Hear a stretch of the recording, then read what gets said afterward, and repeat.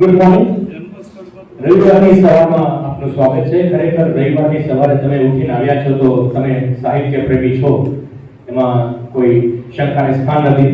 અને એક યુવા લેખકને પ્રોત્સાહન માટે કે એની જીવન યાત્રા સાંભળવા માટે બધા મિત્રો વડીલો અમારા જૂના સાહિબો પણ ઉપસ્થિત છે, તો તેમનો ખૂબ ખૂબ આભાર માનીએ છીએ. તો આપણે ખ્યાલ જ હશે કે આપણે લલિત ખંભાળિયાને સેલિબ્રેટ કરવા માટે અહીંયા ભેગા થયા છે. એક એવું નામ કે જે બહુ નાની વયે એક મોટા મુકામો પ્રાપ્ત કરી રહ્યું છે.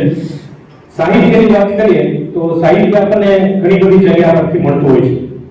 જેમ કે આજ સવારે હું આવતો હતો તો રૈયા ચોકડીવાળા બ્રિજ પર એક રિક્ષા હતી. રિક્ષામાં લખ્યું હતું, જિંદગી રહી તો ફિર મિલેંગે. મેં પૂછ્યું કે આટલું નેગેટિવ હોય કે અમારા માટે નથી, બીજા માટે છે કે તમે સગડા હાલજો, અમે તો આ વર્ષોથી આ છકડો ચલાવીએ છીએ. એટલે સાહિત્ય, રિયલ સાહિત્ય જોઈતું હોય તો તમારે હાઈવે ઉપર ટ્રકની પાછળ વાંચવું પડે કે જેમ કે ટ્રક પાછળ લખ્યું હતું કે ધીરે ચલો તો બાર બાર મિલેંગે, ધીરે ચલો તો બાર બાર મિલેંગે, તેજ ચલોગે તો હરિદ્વાર મિલેંગે. એટલે એ સાહિત્ય જે તમને શીખ આપી જાય. પુસ્તકો માટે ઘણી બધી વાતો ઘણા બધા મહાનુભાવે કહી છે. જેમ કે અર્નેસ્ટ હેમિંગ્વેએ કહ્યું છે, there is no friend as loyal as book. પુસ્તક એ તમારો સૌથી પ્રિય અને સૌથી સારો મિત્ર છે. તમે લોકો પુસ્તકો સાથે જોડાયા છો, તમને ખ્યાલ છે પુસ્તક શું કરી શકે છે જીવનમાં. જીવન પરિવર્તન પુસ્તક કરી શકે. અને કોઈનો મિત્ર એની સાથે હોય તો પુસ્તક કરતા વધારે મહત્વનું હોય છે. જેમ કે મિત્ર લલિત ખંભાળિયા અત્યારે મારી સાથે અમે જર્નીમાંથી સાથે સ્ટાર્ટ કરી હતી જર્નલિઝમની. એની પહેલા એને શું કર્યું એ ખબર નથી મને, પુસ્તકો થકી એ ખબર પડી. એને કઈ વાતમાં રસ પડે છે એ પણ પછી જ ખબર પડી. પુસ્તકો, એ જૂનાગઢનો છોકરો એ જેમ્સ બોન્ડ વિશે આટલું બધું કેવી રીતે લખી શકે, પણ પછી ખબર પડી કે ભાઈ એને ઊંડો રસ છે વિષયમાં. અને બધી વાતો તમે જેમ્સ કેમેરોની વાત કરો તો અડધી કલાક બોલી શકે, કલાક બોલી શકે, આખો દિવસ બોલી શકે. તો હિન્દી ફિલ્મોની વાત કરો તો કદાચ કરણ જોહરનું નામ આખું નામ ન ખબર હોય, પણ જ્યાં ક્વોલિટી વર્ક દેખાય ત્યાં સરસ ઊંડાણમાં ઉતરી જાય. મિત્રતાની મારે વાત કરવી છે કારણ કે a man with no filter, Lalit ખંભાળિયાને તમે મળો તો કદાચ તમને કોઈ ફિલ્ટર જોવા ના મળે, અને જેવું ફીલ થાય એવું તમને કહી દે. એના માટે હું અન્યો જ રહ્યો. મારું નામ જે પણ હોય એ મને અન્યો જ કહે. પછી આપણને એવી અપેક્ષા હોય કે 10 માણસ ભેગા થયા છે ત્યાં આપણને કહેશે, પણ કોઈ ત્યાં અન્યો જ કહે. બધા વચ્ચે આખું નામ ના બોલે. આખું નામ બોલે એ તો મિત્ર ન કહેવાય. મિત્ર હોય એ આખું નામ ના બોલે. પણ આજે મને ગૌરવ અનુભવાય છે કે હું આ બધાની વચ્ચે આખું નામ લઈ અને તેમનું સ્વાગત કરવા માંગી સ્ટેજ પર બોલાય લલિત ખંભાળિયાને જોરદાર તાળીઓ જાય. આમ તો એણે કહ્યું છે કે મારો પરિચય આપવા જેવો નથી, એમ આપવા જેવો છે પણ આપતો નહીં. બધા લોકો મારા કામથી મને ઓળખે છે કારણ કે યુનિવર્સિટીમાં જ્યારે અમે સાથે હતા ત્યારે મારા નામની ઓળખાણ મને કરાવનાર લલિત. અમે એક વક્તૃત્વ સ્પર્ધામાં ભાગ લીધો હતો, મેં અને મારા ભાઈબંધ રણજીત અત્યારે છે ને. તો વક્તૃત્વ સ્પર્ધામાં 32 ભવન હતા ત્યારે 32 ભવનના વિદ્યાર્થીઓએ પરફોર્મન્સ કર્યું. સિનિયર સિટીઝન ક્લબે એ આયોજન કર્યું અને ટોપિક એ હતો કે રાજકોટની ટ્રાફિક સમસ્યા. અને 32 ભવનના વિદ્યાર્થીઓએ બતાવ્યું એટલે ત્યાં સુધીમાં આપણને ખબર પડી ગઈ કે આપણાથી એ થાય એવું છે નહીં, વક્તૃત્વ સ્પર્ધા જીતશું નહીં આપણે. પણ જ્યારે વિનરનું નામ લેવાનું ત્યારે એ સિનિયર સિટીઝન હતા, એને એવું કહ્યું કે જે વિનર છે એ જોડિયા નામ વાળો છે. તો મેં કીધું લલિત આ કોની વાત કરે છે? ત્યારે લલિતે કીધું તારી વાત કરે છે. અનિરુદ્ધ નામ જે તરત ડબલજી આવે કીધું વાહ, તમારા નામથી મારી ઓળખાણ કરાવી લલિત ખંભાળિયા. ફરી એકવાર જોરદાર તાળીઓ થઈ જાય લલિત માટે. 4 લાઈનો મેં પ્રાસ બેસાડ્યા છે, તમને ગમે તો વધાવી લેજો. કે માહિતીને મનોરંજન જ્યારે દ્વારે આપે દસ્તક, માહિતી અને મનોરંજન તમારા દ્વારે જ્યારે આપે દસ્તક, જેની રચના વાંચીને ભલભલા ચૂકી જાય મસ્તક, જેની રચના વાંચીને ભલભલાના ચૂકી જાય મસ્તક, જે કામ કદાચ કોઈ તલવાર પર ના કરી શકે તે કામ કરી શકે છે સરળતાથી એક પુસ્તક. એક નહીં પણ ટોટલ 9 પુસ્તકો લલિતે લખ્યા છે અને એ 9 પુસ્તકોની યાદી આપણે શેર કરીશું. એ પહેલા લલિત વિશે વાત કરીએ તો જર્નલિઝમ ડિપાર્ટમેન્ટમાં એણે અભ્યાસ પોતાનો પૂર્ણ કર્યો અને ત્યારબાદ ઘણા બધા ન્યૂઝપેપર સાથે તેણે પોતાના કારકિર્દીની શરૂઆત કરી. અને આપણા માટે ગૌરવની વાત એ છે કે એકેડમી યુવા ગૌરવ પુરસ્કાર એના પણ વિજેતા રહ્યા છે. એના માટે પણ એકવાર જોરદાર તાળીઓ છે. પુરસ્કાર માટે પણ યુવા લેખકને એક કહેવાય કે પરિચય મળે અને લોકો ઓળખતા થાય એના માટે ખૂબ જરૂરી છે. રાજકોટથી સૌથી પહેલા જર્નલિઝમ કરતા સાથે સાથે કોમોડિટી વર્લ્ડમાં રાજકોટનું ખૂબ જ પ્રતિષ્ઠિત ન્યૂઝપેપર કોમોડિટીની વાત કરતા હતા. 2007 માં ત્યાં કામ કર્યું. ત્યારબાદ 2008-9માં દિવ્ય ભાસ્કર પૂર્તિ વિભાગમાં તેમણે કામ કર્યું. સંદેશમાં તેમણે ખાસો સમય પસાર કર્યો 2009 થી 2012. પણ એના જીવન લોકોને કે લાઈફ ચેન્જિંગ મોમેન્ટ આવી જ્યારે તે ગુજરાત સમાચારમાં જોડાયો અને ગુજરાત સમાચારની પૂર્તિ માં એને લખવાનું ચાલુ કર્યું અને પૂર્તિ ડિઝાઇન કરવાનું ચાલુ કર્યું. તો 2013 થી 2023 સુધી બહુ સરસ એને કામગીરી કરી ગુજરાત સમાચારમાં અને ગુજરાત સમાચારની જે પૂર્તિ વિભાગ છે એને નવી ઓળખાણ આપી. ત્યારબાદ જૂન 2023 થી એ દિવ્ય ભાસ્કર સાથે જોડાય છે. જે પણ જીવનમાં રંગો પૂરે છે પૂર્તિ એટલે કે કંઈ પણ અધૂરું રહી જાય એ પૂરું કરે પૂર્તિ એ કામ લલિત ખંભાતા કરે છે. મેગેઝિન એડિટર તરીકે જૂન 2023 થી દિવ્ય ભાસ્કરનો પુસ્તકોની વાત કરીએ તો જેટલા પણ લેખો લખ્યા શરૂઆતના લાઈફ એની જીવનમાં એમાં બ્રેવ હાર્ટ્સ સૌથી પહેલું પુસ્તક હતું જેની અખબારી જે લેખન હતી એમાં 2015માં એના બધા આર્ટિકલ્સ નો સંગ્રહ કરીને આ પુસ્તક બનાવ્યું. ત્યારબાદ 2016માં 007 જેમ્સ બોન્ડ મારા જીવનને એક નવા લલિતની ઓળખાણ થઈ. કે આ લલિત આપણી સાથે નામ પ્રમાણે રમૂજ કરે પણ આ જેમ્સ બોન્ડ જીવન એને ક્યાંથી આવ્યો. પણ પછી વાંચીને ખબર પડે કે ભાઈ ઊંડો રસ ધરાવે છે એ વિષય પર. ફોરેન ફિલ્મો પર સારા લેખો પણ લખ્યા અને ગુજરાત સમાચારમાં જેટલા બી ફિલ્મો આવતા હતા કે જે આપણને સમજાય ઓપનહાઈમર ને બધા એ બધા એને સમજાવ્યા. વિજ્ઞાનને એક સરળ ભાષામાં લોકો સુધી કઈ રીતે પહોંચાડવું એ કામ લલિત ખંભાતા કરે છે. ત્યારબાદ એને રખડવાનો ખૂબ શોખ. જ્યારે જવાન હતા ત્યારે રખડવા જેવા હતા ત્યારે બહુ રખડી ન શક્યા. ખાલી યુનિવર્સિટીના પાછળ અમે બાબડી હતા ત્યાં જ રખડી શક્યા. ત્યારબાદ એક સરસ સાહસ કથા લખી અને એનું નામ હતું એક નગરનું નામ ખાંડવપ્રસ્થ. જે લોકોએ વાંચી હશે એ લલિતની વધુ નજીક પહોંચ્યા છે. એક કહેવાય ને કે ઇન્વેસ્ટિગેટિવ કે ઇન્ફોર્મેટિવ અને ઇન્ફોર્મેશનની સાથે કઈ રીતે એક લખી શકે છે. ખાંડવપ્રસ્થના કોઈ નગર ઊભું કર્યું અને ત્યારબાદ એ સાહસ કથા પણ લોકોએ ખૂબ વધાવી. બ્રેવ હાર્ટ્સ 2 આવી 2021માં. બ્રેવ હાર્ટ્સ 3 એ પણ 2021માં આવેલા. એ જાણીને તમને આનંદ થશે કે બ્રેવ હાર્ટ્સ જે છે અત્યારે માર્કેટમાં ઉપલબ્ધ નથી. એના નવા એડિશન્સ છપાવવા જઈ રહ્યા છે. એટલે પુસ્તક લખે છે સાથે વેચાય પણ છે. એટલે અત્યારે પ્રશ્ન એ થાય કે આપણે લખીએ AI નો જમાનો છે તો વાંચશે કોણ? પણ નહીં, વાંચે છે વર્ગ છે. તમે વડીલો અને બધા મિત્રો અહીંયા આવ્યા છો તો આપણે ખ્યાલ આવી જાય કે ખરેખર બહાર જે રીતે અત્યારે પુસ્તકો વેચાયા અત્યારે બહાર જે છે કેવા ગયા કે વધારે પુસ્તકો છે વેચાઈ ગયા. તો એ પણ એક લેખક માટે એક સર્ટિફિકેટ છે. ત્યારબાદ રખડે એ મહારાજા. જે કે મારી એક ફરિયાદ છે કે રખડે એ રાજા તો વધુ રખડે એ મહારાજા. એ ત્રીજા ભાગમાં આવશે જેનું ટીઝર પણ જેમાં લલિતની અંદર કેટલી વસ્તુ છુપાયેલી છે કે પ્રવાસ કરે છે તો એ માત્ર પ્રવાસ નથી હોતો, એ સાથે સાથે ઘણી બધી વસ્તુ લઈને આવે છે.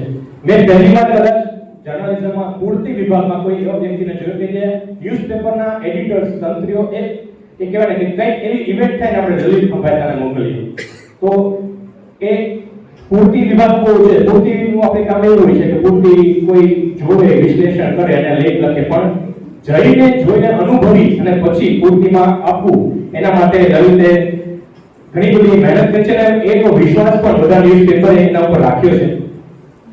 જે લાસ્ટનું પુસ્તક આવ્યું ઉતાવળે સર્જાયેલું સાહિત્ય એ પણ અત્યારે સોલ્ડ આઉટ થઈ ગયું છે. એની પણ જૂજ કોપી બાકી છે. હવે લલિતભાઈ તમે થોડું નિરાતે સાહિત્ય લખ્યું તો કદાચ ડિજિટલ એડિશન આવી ગયા તો આ હતા લલિત ખંભાતા. જોરદાર તાળીઓ જાય.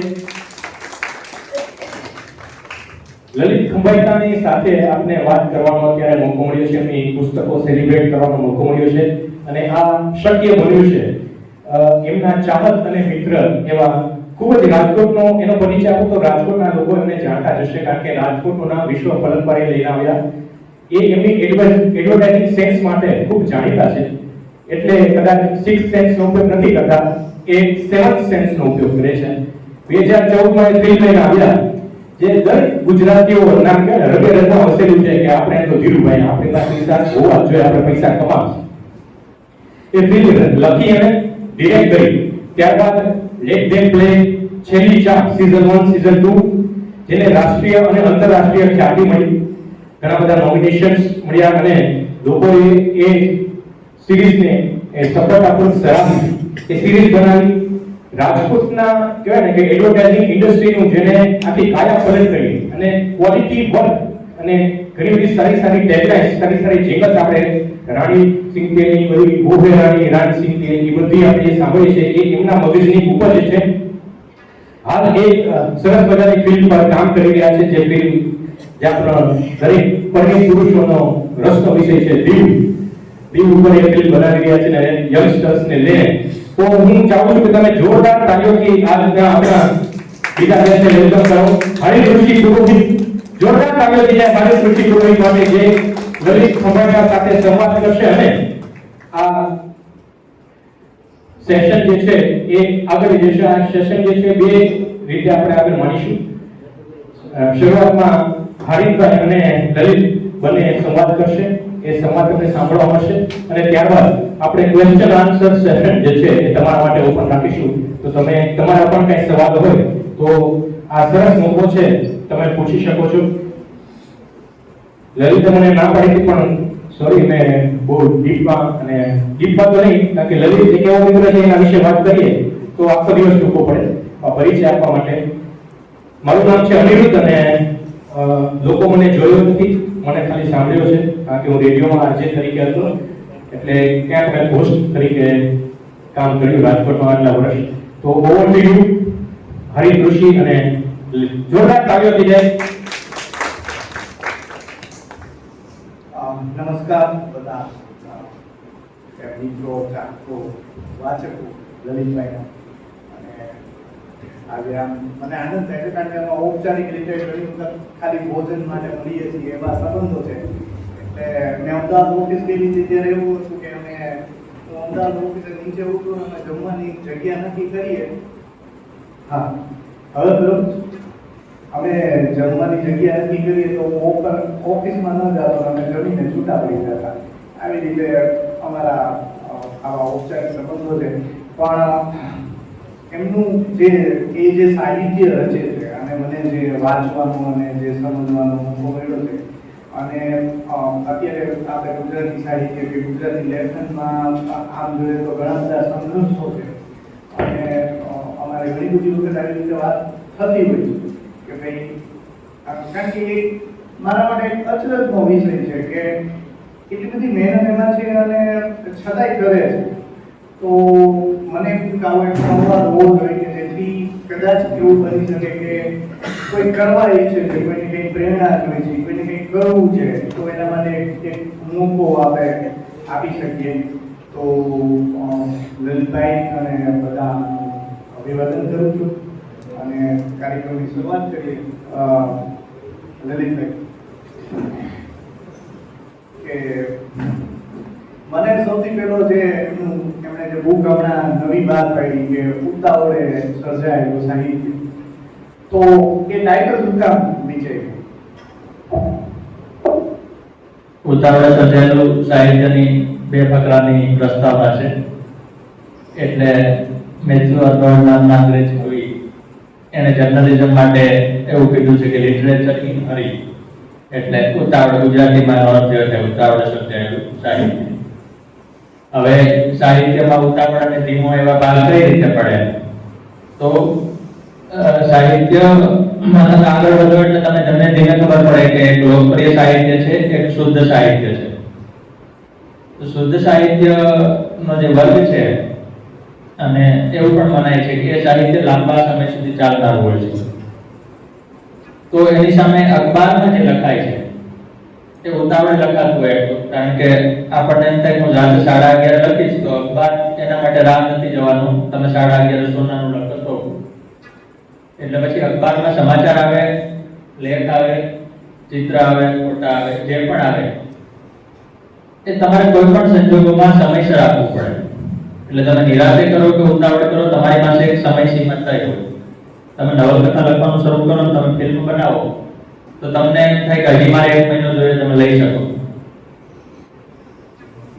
ફૂલછાપના પૂર્વતંત્રી સામે બેઠા છે, એમને 7:30 વિચાર્યું કે મારે આવો લાંબો લેખ લખવો છે, તો પોતે તંત્રી મને ખબર છે કે મશીન છે, રાહ નથી જોવાના.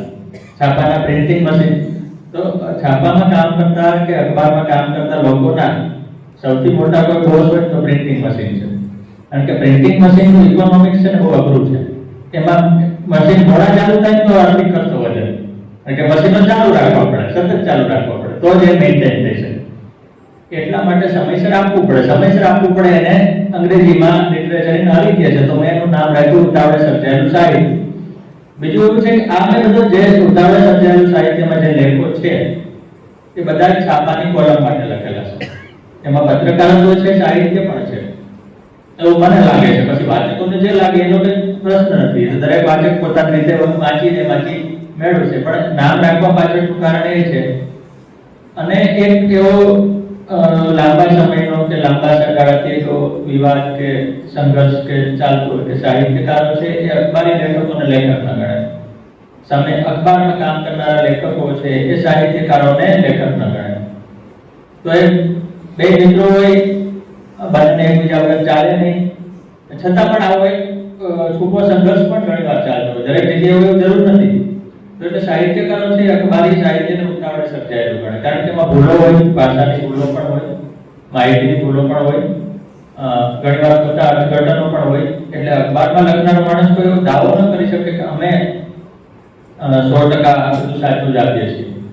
સાહિત્યમાં પણ એવો દાવો ન કરી શકે.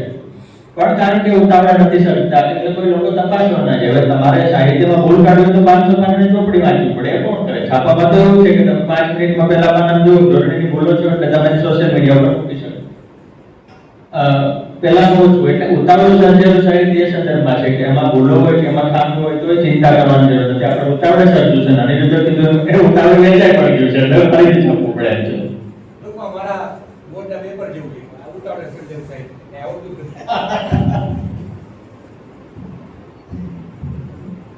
બીજો એક હું ઘણા બધા લખાણો વાંચું છું તો મને એમાં એક સ્ટાઇલ હંમેશા એવી મહેસૂસ થાય છે કે એમના લખાણો છે ને જ્યારે ખાંડોગ્રસ્તનું જે છે એમની બુક છે કે એમની માહિતીપ્રદ લેખો હોય છે, તો એમાં મને એક પ્રશ્ન છે કે એમાં છે ને આપણે વિડીયો ગેમ રમતા હોય ને એટલે સિમ્યુલેશન જે થતું હોય ને એ સ્ટાઇલથી લખાયેલા હોય છે. તો આ તમે પ્રયત્નપૂર્વક કરો છો કે આનું સોર્સ શું? આમાં એવું છે કે તમારે ફિલ્મ બનાવવી તો તમારી પાસે એક પ્રોસેસ હોય કે પહેલા વાર્તા, તમારી પાસે વાર્તા છે, પછી વાર્તા ફિલ્મ બની શકે એમ છે કે નહીં તમે એ વિચારો, પછી વાર્તાનું બજેટ નક્કી થાય કે ભાઈ આ ફિલ્મ આટલામાં બનશે, શૂટિંગ ક્યાં છે, ભાઈ આ રોટરી ભવનમાં શૂટિંગ થઈ જશે કે મારે બહાર જવું પડશે, મારે ગુજરાતની બહાર જવું પડશે, મારે પરદેશમાં જવું પડશે. લેખનમાં એવી કોઈ ફોર્મ્યુલા નથી કે તમે આમ કરો તો આવું લેખન થાય. જેટલી કળાઓ છે, પછી લેખન હોય, પેઇન્ટિંગ હોય, ચિત્રકામ હોય, સંગીત હોય. અમે જે અમારું જે મૂળ મારું છે સુતારી કામ, તો એ કામ છે એ કરતી વધારે છે તમારી ફોર્મ્યુલા ન ચાલે, તમારે વિચારીને કરવું પડે. એટલે લખાણ છે, લખાણને શીખવે. તો હું મારા 2007ના લેખો વાંચું તો મને એમ થાય કે આમાં આટલી ભૂલો છે, અથવા તો અત્યારે હું લખું તો આવું હોય. એટલે લખવાની પદ્ધતિ છે વેરાયટીપૂર્ણ વાંચન છે, એમાંથી આવે. હવે એક લેખ લખો છે તો મને ખબર છે કે મારી પાસે આટલી જગ્યા છે. એટલે ઘણા લેખકોમાં અહીંયા 2-3 તંત્રીઓ સામે બેઠા છે, સંપાદકો, એમને ખબર છે કે લેખકને ખબર હોય કે આટલી જગ્યા છે તો બહુ લાંબુ લખી મોકલે. પછી આપણે એડિટ કરી નાખીએ તો એવું છે કે તમે આમાંથી આ મહત્વનો ભાગ કાઢ્યો, અને અમારા છાપામાં એવું હંમેશા ફરિયાદ નથી જે કાપો એ મહત્વ હોય. એટલે ઘણીવાર એટલે એવું થાય કે કંઈક લખ્યું છે પછી એને સમય મળે તો સુધારો. કે ચંદ્રકાંત બક્ષી મારો જે શરૂઆતી મારા ઉપર જે લેખકોનો પ્રભાવ છે એમાં બક્ષી. તો એને એક વાક્ય મને બહુ યાદ છે કે ડાયરી લખવાથી મોટો લેખક માટે કોઈ રિયાઝ નથી, અને રિયાઝ જરૂરી છે. આપણને એમ લાગતું હોય કે લખ્યા વગર ચાલે, હવે બધાને એવું છે કે આખું બધું ડિજિટલ ને ચાલે, તો ટેકનોલોજી તો બદલાવાની છે, પણ તમે તમારી કળામાં જો શ્રદ્ધા રાખશો તો કોઈ પણ ટેકનોલોજી સામે ટકી શકવાની એનામાં ક્ષમતા છે, એ રહેશે. એટલે મારે મેડિકલ એડિટર તરીકે કઈ લખવાનું હોય તો રોજ સાંજ પડે 200-500 શબ્દો લખવાનું તો હું રાખું, કઈ નહીં તો મારા માટે લખું, કારણ કે પહેલું હું મારા માટે લખું છું, પછી વેચાય છે વંચાય છે એનો આનંદ જરૂર થાય છે. અને મને કઈ એવું ભ્રમ નથી હું સાહિત્ય સર્જું છું કે લાંબો, મારો તો એટલો જ ઈરાદો છે કે મેં પુસ્તકો પ્રગટ કર્યા, વેચાવ છે, that's all. અહીંયા આપણા જે એકનો પરિવાર ઉપસ્થિત છે ત્યાંની એવી ડોક્ટર છે આ સાંભળ્યું ને 200-400 શબ્દ લખે છે રોજ હોમવર્ક કરાવી એટલે એક મને બીજો પ્રશ્ન પણ છે કે તમારી રિસર્ચની પ્રોસેસ શું છે? લેખકને જો તમે રિસર્ચ કરતા હોય તો પ્રોસેસ આવે, બરાબર છે. ઘણા લોકો લેખકને રિસર્ચ નથી કરતા, મારા હિસાબે છે અમુક હશે તો. એટલે આમાં એવું છે કે કોઈ પ્રોસેસ પર્ટિક્યુલર ન હોય, પણ રાજકોટમાં એક સમયે કામ ચાલતી હતી, જે જૂના રાજકોટ વાસીઓ છે એમને ખબર છે. હું તો ખાલી રાજકોટમાં ભણ્યો છું, હું રાજકોટનો નથી, મારો ભાઈ રહે છે, મારી બેન રહે છે, ઘણા બધા સગાવાળા છે, આવવા જવા નિયમિત થાય, પણ હું રાજકોટનો રહેવાસી નથી એટલે બધા વિસ્તારો મને મળ્યા નહીં. અને તમે રહેતા હોય તો પણ સતત બાંધકામને કારણે એકથી વધુ વિસ્તારને તમે જાણી ન શકતા હો, પણ રાજકોટમાં ગ્રામ ચાલતી હતી. હવે મારે રાજકોટની ગ્રામ વિશે લખવું છે, આ હું તમને એક કેસ સ્ટડી આપું. તો પહેલા મારા મનમાં સવાલ એ થાય કે મને માહિતી ક્યાંથી મળશે? તો મને 5 જણા એના વિશે કહે છે કે આ મને ગ્રામમાં મુસાફરી કરી છે, 70 વર્ષ ઉપરના 80 વર્ષ ઉપરના હોય એવા. પણ પહેલા એવા લોકો તમને ક્યાંથી મળશે? પહેલી વાત, કારણ કે રાજકોટમાં તો એવા લાખો લોકો રહે છે કે જે 70 ઉપરના છે, એમાંથી કોણે ગ્રામમાં મુસાફરી કરી તમને કેમ ખબર? બીજું કે કોઈ માણસે ગ્રામમાં મુસાફરી કરી છે એવું કહે તો તમારે માહિતી નક્કી નથી લેવાનું. એને કીધું એટલે તમને માહિતીનો બીજો છેડો મળે, ઓકે ગ્રામ હતી અને એને મુસાફરી કરતા હોય છે એટલે તમારી ગ્રામ હતી એવું તમે જે વાંચ્યું છે સાંભળ્યું છે એ સાબિત થાય. હવે એના દસ્તાવેજી પુરાવા જોઈએ. આ કોઈ કોર્ટનો કેસ નથી કે એમાં સાબિત કરવું પડે, પણ તમારે લાંબા ગાળા માટે તમારા લેખનમાં લોકો વિશ્વાસ રાખે, તમારા તંત્રી તમારા લેખનમાં વિશ્વાસ રાખે, તમારા વાચકો રાખે, બીજા લેખકોથી તમે અલગ પડો, તો સૌથી સારો રસ્તો એ છે કે તમે સંદર્ભોનો ઉપયોગ કરો અને એમાં ઊંડા ઉતરીને સંશોધનમાં જાઓ. તો ભાઈ રાજકોટનો ઇતિહાસ લખાણો છે કે કેમ? કે ભાઈ રાજકોટનો ઇતિહાસ હવે ઘણા બધા પુસ્તકો લખાણો છે, બધા આપણને ખબર હોય એવું જરૂર નથી. પછી સરકાર દરેક જિલ્લાનો સર્વસંગ્રહ બહાર કરે. એક સમયે તો સર્વસંગ્રહ બહુ વાંધોના માહિતી કાઢવામાં જ એનું કામ ને ઘણું થતું. રાજકોટમાં તો અભિલેખાગાર કચેરી પણ છે, જેની અમે પત્રકારો તો ભણતા ત્યારે મુલાકાત લઈ ગયા એટલે જૂના દસ્તાવેજો. તો તમારે ચેક કરવું પડે કે તમને વર્ષ મળે છે કે ભાઈ 1972 ધારો કે ટ્રામ બંધ થઈ ગઈ, તો 1972 પહેલાના દસ્તાવેજો ચેક કરવા પડે. પછી આટલું પૂરતું નથી, 2 પેરેગ્રાફની માહિતી મળે તો એમાંથી 500 શબ્દોનો લેખ થાય એવું જરૂર નથી દર વખતે, પણ ક્યારેક થાય પણ ખરા 2 પેરેગ્રાફ ઉપરથી. ટ્રામની થોડીક માહિતી મળે, પછી દસ્તાવેજી મળે, પછી તમે ચેક કરો કે ભાઈ રેલવે પાસે જો એ વિભાગ રેલવેમાં આવતો હોય તો, કારણ કે ટ્રામ છે શહેરી પરિવાર, રેલવે છે આપણે જાણીએ છીએ 2 શહેરો વચ્ચેનું, તો રેલવે પાસે છે કે નહીં? રેલવેને પૂછો તો એમ કે અમને કઈ ખબર નથી. મોટાભાગના રેલવેના અધિકારીઓ બહારના હોય એટલે એમને ખબર હોય તો તમે કોને પૂછો? ટ્રાન્સપોર્ટનું કોઈ મ્યુઝિયમ હોય ત્યાં તપાસ કરો, ભગવદ્ગીતા મંડળ જેવા ગ્રંથો તપાસો, પછી જૂના અખબાર એ સમયના એ તપાસો, પછી કોઈ જૂના ફોટોગ્રાફર હોય કે ભાઈ આને જૂના ફોટા પાડ્યા છે, બરાબર છે, તો આપણે ઓળખતા હોય કે રાજકોટમાં એક પેલા સેદાણીભાઈ નામના ફોટોગ્રાફર હતા કે મને ખબર છે કે પ્રવીણ કલ્ચર છે અમારા વિશ્વકર્મા વિશ્વના તંત્રી, એ પણ સારા ફોટોગ્રાફર. તો આપણને લખતા વખતે આ બધું યાદ આવવું જોઈએ, ખબર હોવાનું કઈ વાંધો નથી, લખવા ટાઈમે યાદ આવવું જોઈએ કે આને પૂછવાનું છે, કારણ કે આ ઉતાવળે સર્જવાનું છે કે ભાઈ મારે લેખ લખવામાં છે, પૂર્તિમાં લખવામાં અઠવાડિયાનો સમય છે, મહિનાનું મેગેઝિન હોય તો તમારી પાસે મહિનાનો સમય છે, પણ એટલો જ સમય છે એ તો નક્કી છે. કોઈ મોટું સંશોધન કરવાનું હોય તો તમારે વાર લાગે, તમે સ્થળ ઉપર જાઓ, તમે બીજી રીતે તપાસ કરો. એટલે રાજકોટનો જો જૂનો વિસ્તાર છે ત્યાંથી ગ્રામ પસાર થતી હતી. હવે સમય સાથે ગ્રામના પાટા પુરાઈ ગયા. શક્ય છે કે તમે તપાસ કરો તો કોઈ દુકાનની નીચે કે દુકાનની બહાર એના કોઈ નિશાનો પણ મળી આવે, પણ એ લાંબી ચાલનારી પ્રક્રિયા છે. આ સંશોધન બધું થયું. હવે મને ગ્રામના પાટાનો ફોટો મળી જાય પછી મને દસ્તાવેજ પુરાવો ન મળે તો ચાલે, કારણ કે એના આધારે નથી આવ્યું જો એ ગ્રામ તો હતી, બાકીનું તમે શોધી કાઢો. એટલે રિસર્ચની પ્રક્રિયા કોઈ ફિક્સ ન હોય.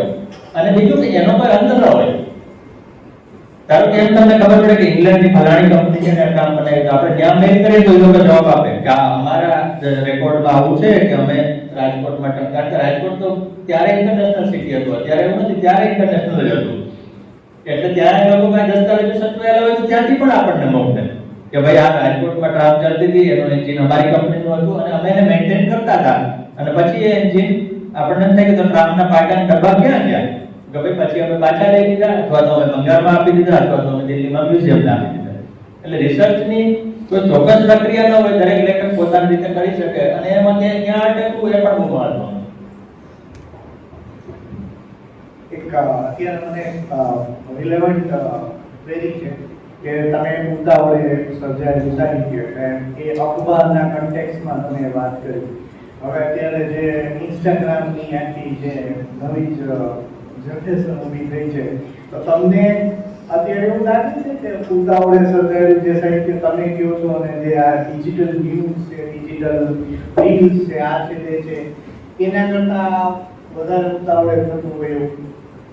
એમાં એવું છે કે આપણે રીલ્સ અને શોર્ટ્સ, આપણે જેને રીલ્સ કહે છે, રીલ છે ઇન્સ્ટાગ્રામની પ્રોડક્ટ છે, એનું નામ છે. તમે કોઈ પણ વિડિયો ઉતારો તો રીલ્સ નો કહેવાય, આપણે ભલે કહીએ જેમ દરેક ઝેરોક્સ આપણે ઝેરોક્સ કહીએ પણ જે કંપનીનું નામ છે. YouTube ની પ્રોડક્ટ એનું નામ શોર્ટ્સ છે. અને રીલ્સ તમે જો કોમર્શિયલી વાપરો તો ઇન્સ્ટાગ્રામ તમને નોટિસ આવે કે અમારી પ્રોડક્ટ છે. તો ઉતાવળે સર્જાયેલું સાહિત્ય શબ્દ છે ને એ તો બહુ જૂનો છે, ત્યારે આવું કઈ હતું નહીં. એટલે ઉતાવળે ત્યારે નહોતું સર્જાતું ને અત્યારે સર્જાય છે એવું નથી. દુનિયામાં કેટલાય ગ્રંથોમાં કે સર્જનમાં તમને એ ઉતાવળ કે ધીમાપણાનું મળે. એવું છે કે ચોમાસામાં આપણે આજી નદીમાં પૂર આવે તો એક દિવસ બહુ પૂર આવ્યું તો એનો મતલબ એમ નથી કે બહુ પૂર કાયમી રહેશે. અને એના કારણે તમારે રોજ કરવામાં એટલે આજીના આ કાંઠે રહેતા હોય પેલા કાંઠે રહેતા હોય મુશ્કેલી થાય કે ભાઈ આજીના સામા કાંઠાનો સંપર્ક તૂટી ગયો.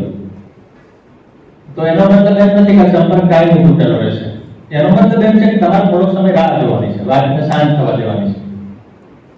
સોશિયલ મીડિયા, નવી ટેકનોલોજી, કોઈ પણ નવો ટ્રેન્ડ છે ને એના સમયની સાથે તમે હો ને એટલે તમને એમ લાગે કે બધું બહુ ઝડપથી આગળ જાય છે ને આપણે પાછળ રહી જઈએ.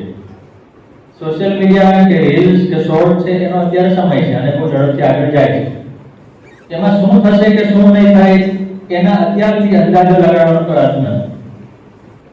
એકમાત્ર રસ્તો એ છે કે તમે તમારું કામ સારી રીતે કરો કોઈ પણ સંજોગોમાં. પછી રીલ્સ આવે, શોર્ટ આવે, એઆઈ આવે, કારણ કે બધી જ ટેકનોલોજી છે એ ચાલે, તપાસાય, સફળ થાય, નિષ્ફળ થાય, પછી ખબર પડે કે આ ટેકનોલોજી ચાલશે. જેમ કે પેજર નામની એક સુવિધા આવી હતી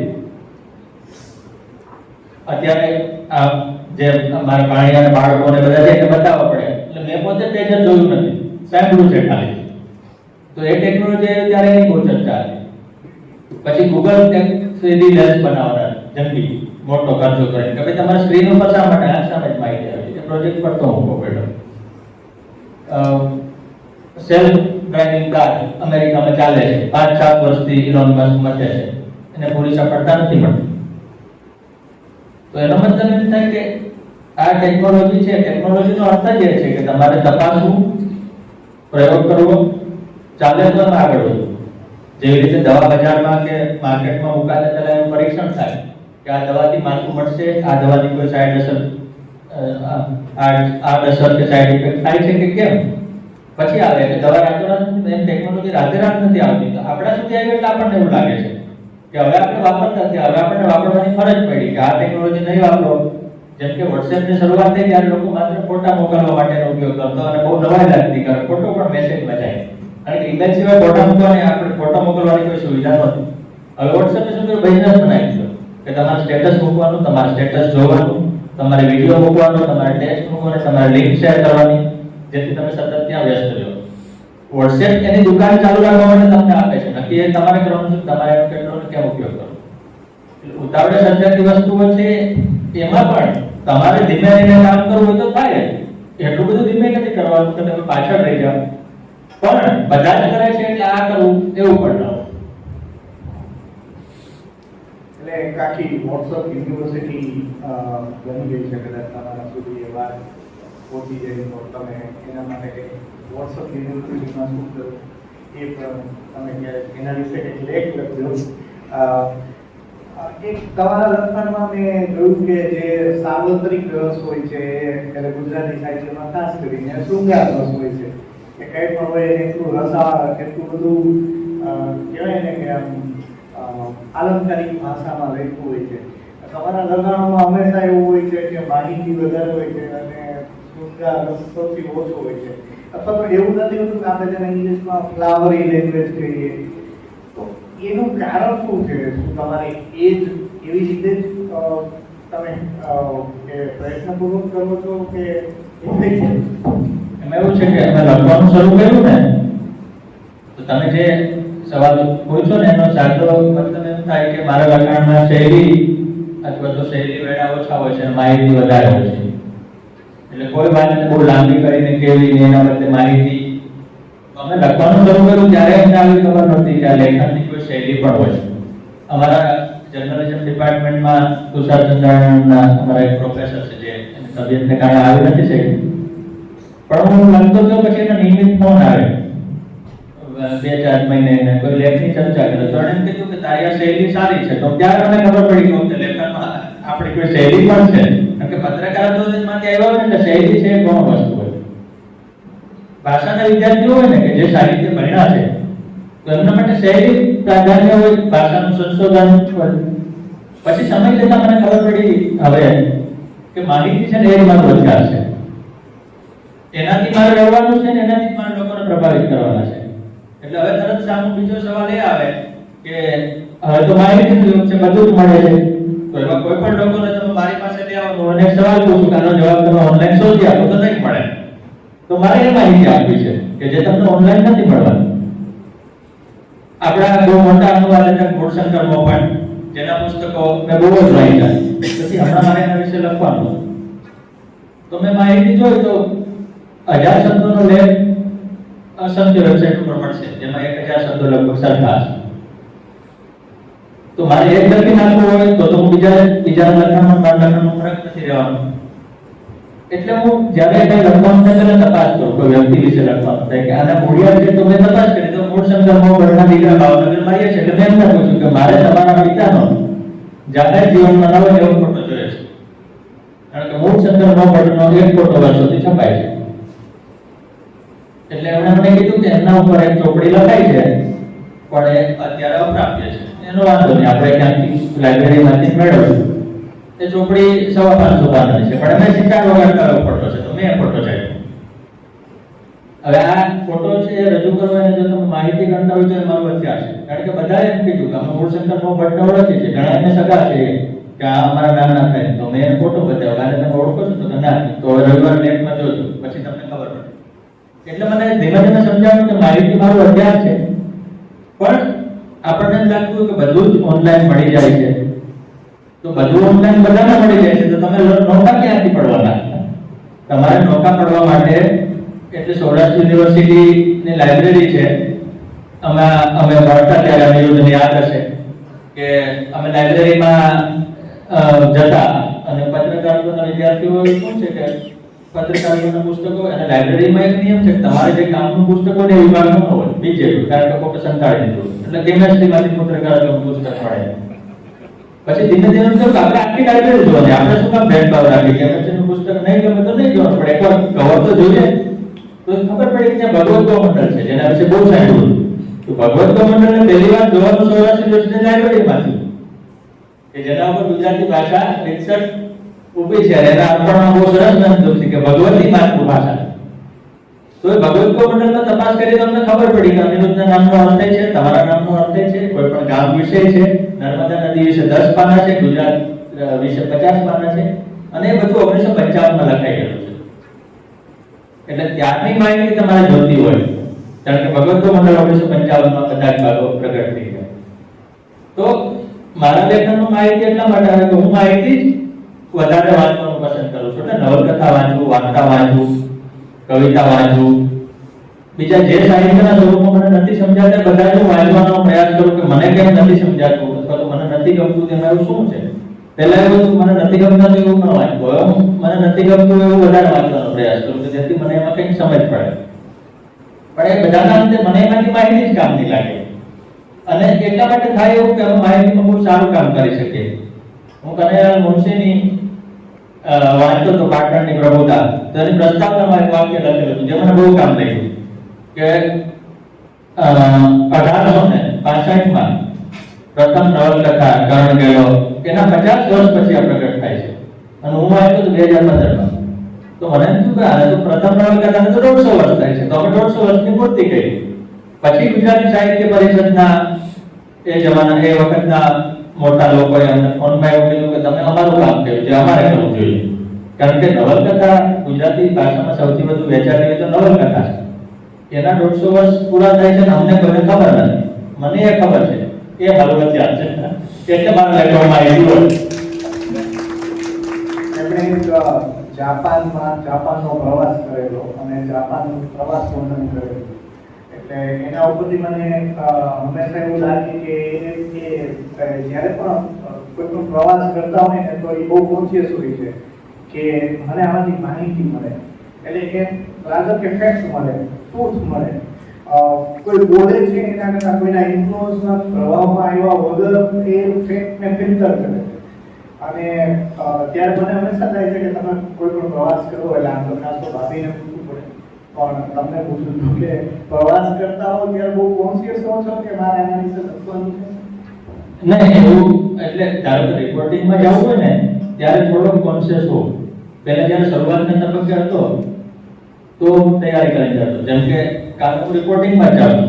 આ મારો સાહિત્યિક કાર્યક્રમ આજે પૂરો, કાલનું પાછું પત્રકાર છું એટલે હું પોરબંદર રિપોર્ટિંગમાં જાઉં છું. પણ તો આપણને ખબર હોય હવે તો એવું છે કે આટલો સમય કર્યા પછી કઈ વસ્તુની નોંધ લેવી, કઈ વસ્તુ યાદ રહેશે, કઈ વસ્તુ લખી રાખવી, કઈ વસ્તુ. અને હું શું કરું તો મને કામ લાગે ને ફોટા પાડી લઉં. હવે લોકો બધા શેર કરવા માટે ફોટા પાડે છે એ તો સારી વાત છે, પણ મારે કેવું છે કે હું જ્યાં જોઉં ને ત્યાં મેં ફોટા પાડેલા હોય. એટલે મેં 2008માં રિપોર્ટિંગ કર્યું હોય એના ફોટા પાડેલા હોય, 2009માં કર્યું હોય એના પાડેલા હોય. એટલે મારી પાસે જીબીના હિસાબે ફોટા પડ્યા છે કે જે મને કામ લાગે. હવે મારે વર્ણન કરવું હોય કે રોટરી જેતર રોટરી ભવનના ગ્રીન કલરના ખંડમાં અમે બેઠા તો પેલા ફોટો જોઈ લો કે કલર ગ્રીન હતો, જો મારે લખવું હોય તો કે ભાઈ નહીં આ તો સફેદ કે આછો ગ્રીન કેવો હતો અને કલરનું નામ ના આવે તો એવું આપણે વચગાળાનું નામ લખીએ કે જેથી ખોટા ના પડીએ, પણ ખોટો કલર ના લખીએ. એટલે પેલા ફોટા છે મને બહુ કામ લાગે. એટલે પ્રવાસ વખતે હું એમ કઈ કોન્શિયસ ન હોય. પ્રાથમિક માહિતી ધારો કે એકલા ફરવાનું હોય તો બહુ ચિંતા ન હોય, પરિવાર આવ્યા હોય તો એ પ્રમાણે આપણે વ્યવસ્થા જોઈ લઈએ. પછી ધીમે ધીમે લોકો પણ કહેવાય કે અમારા પ્રવાસો એવા જોઈએ કોઈ જાણીતા સ્થળે અમારે ભાગી જવાનું હોય.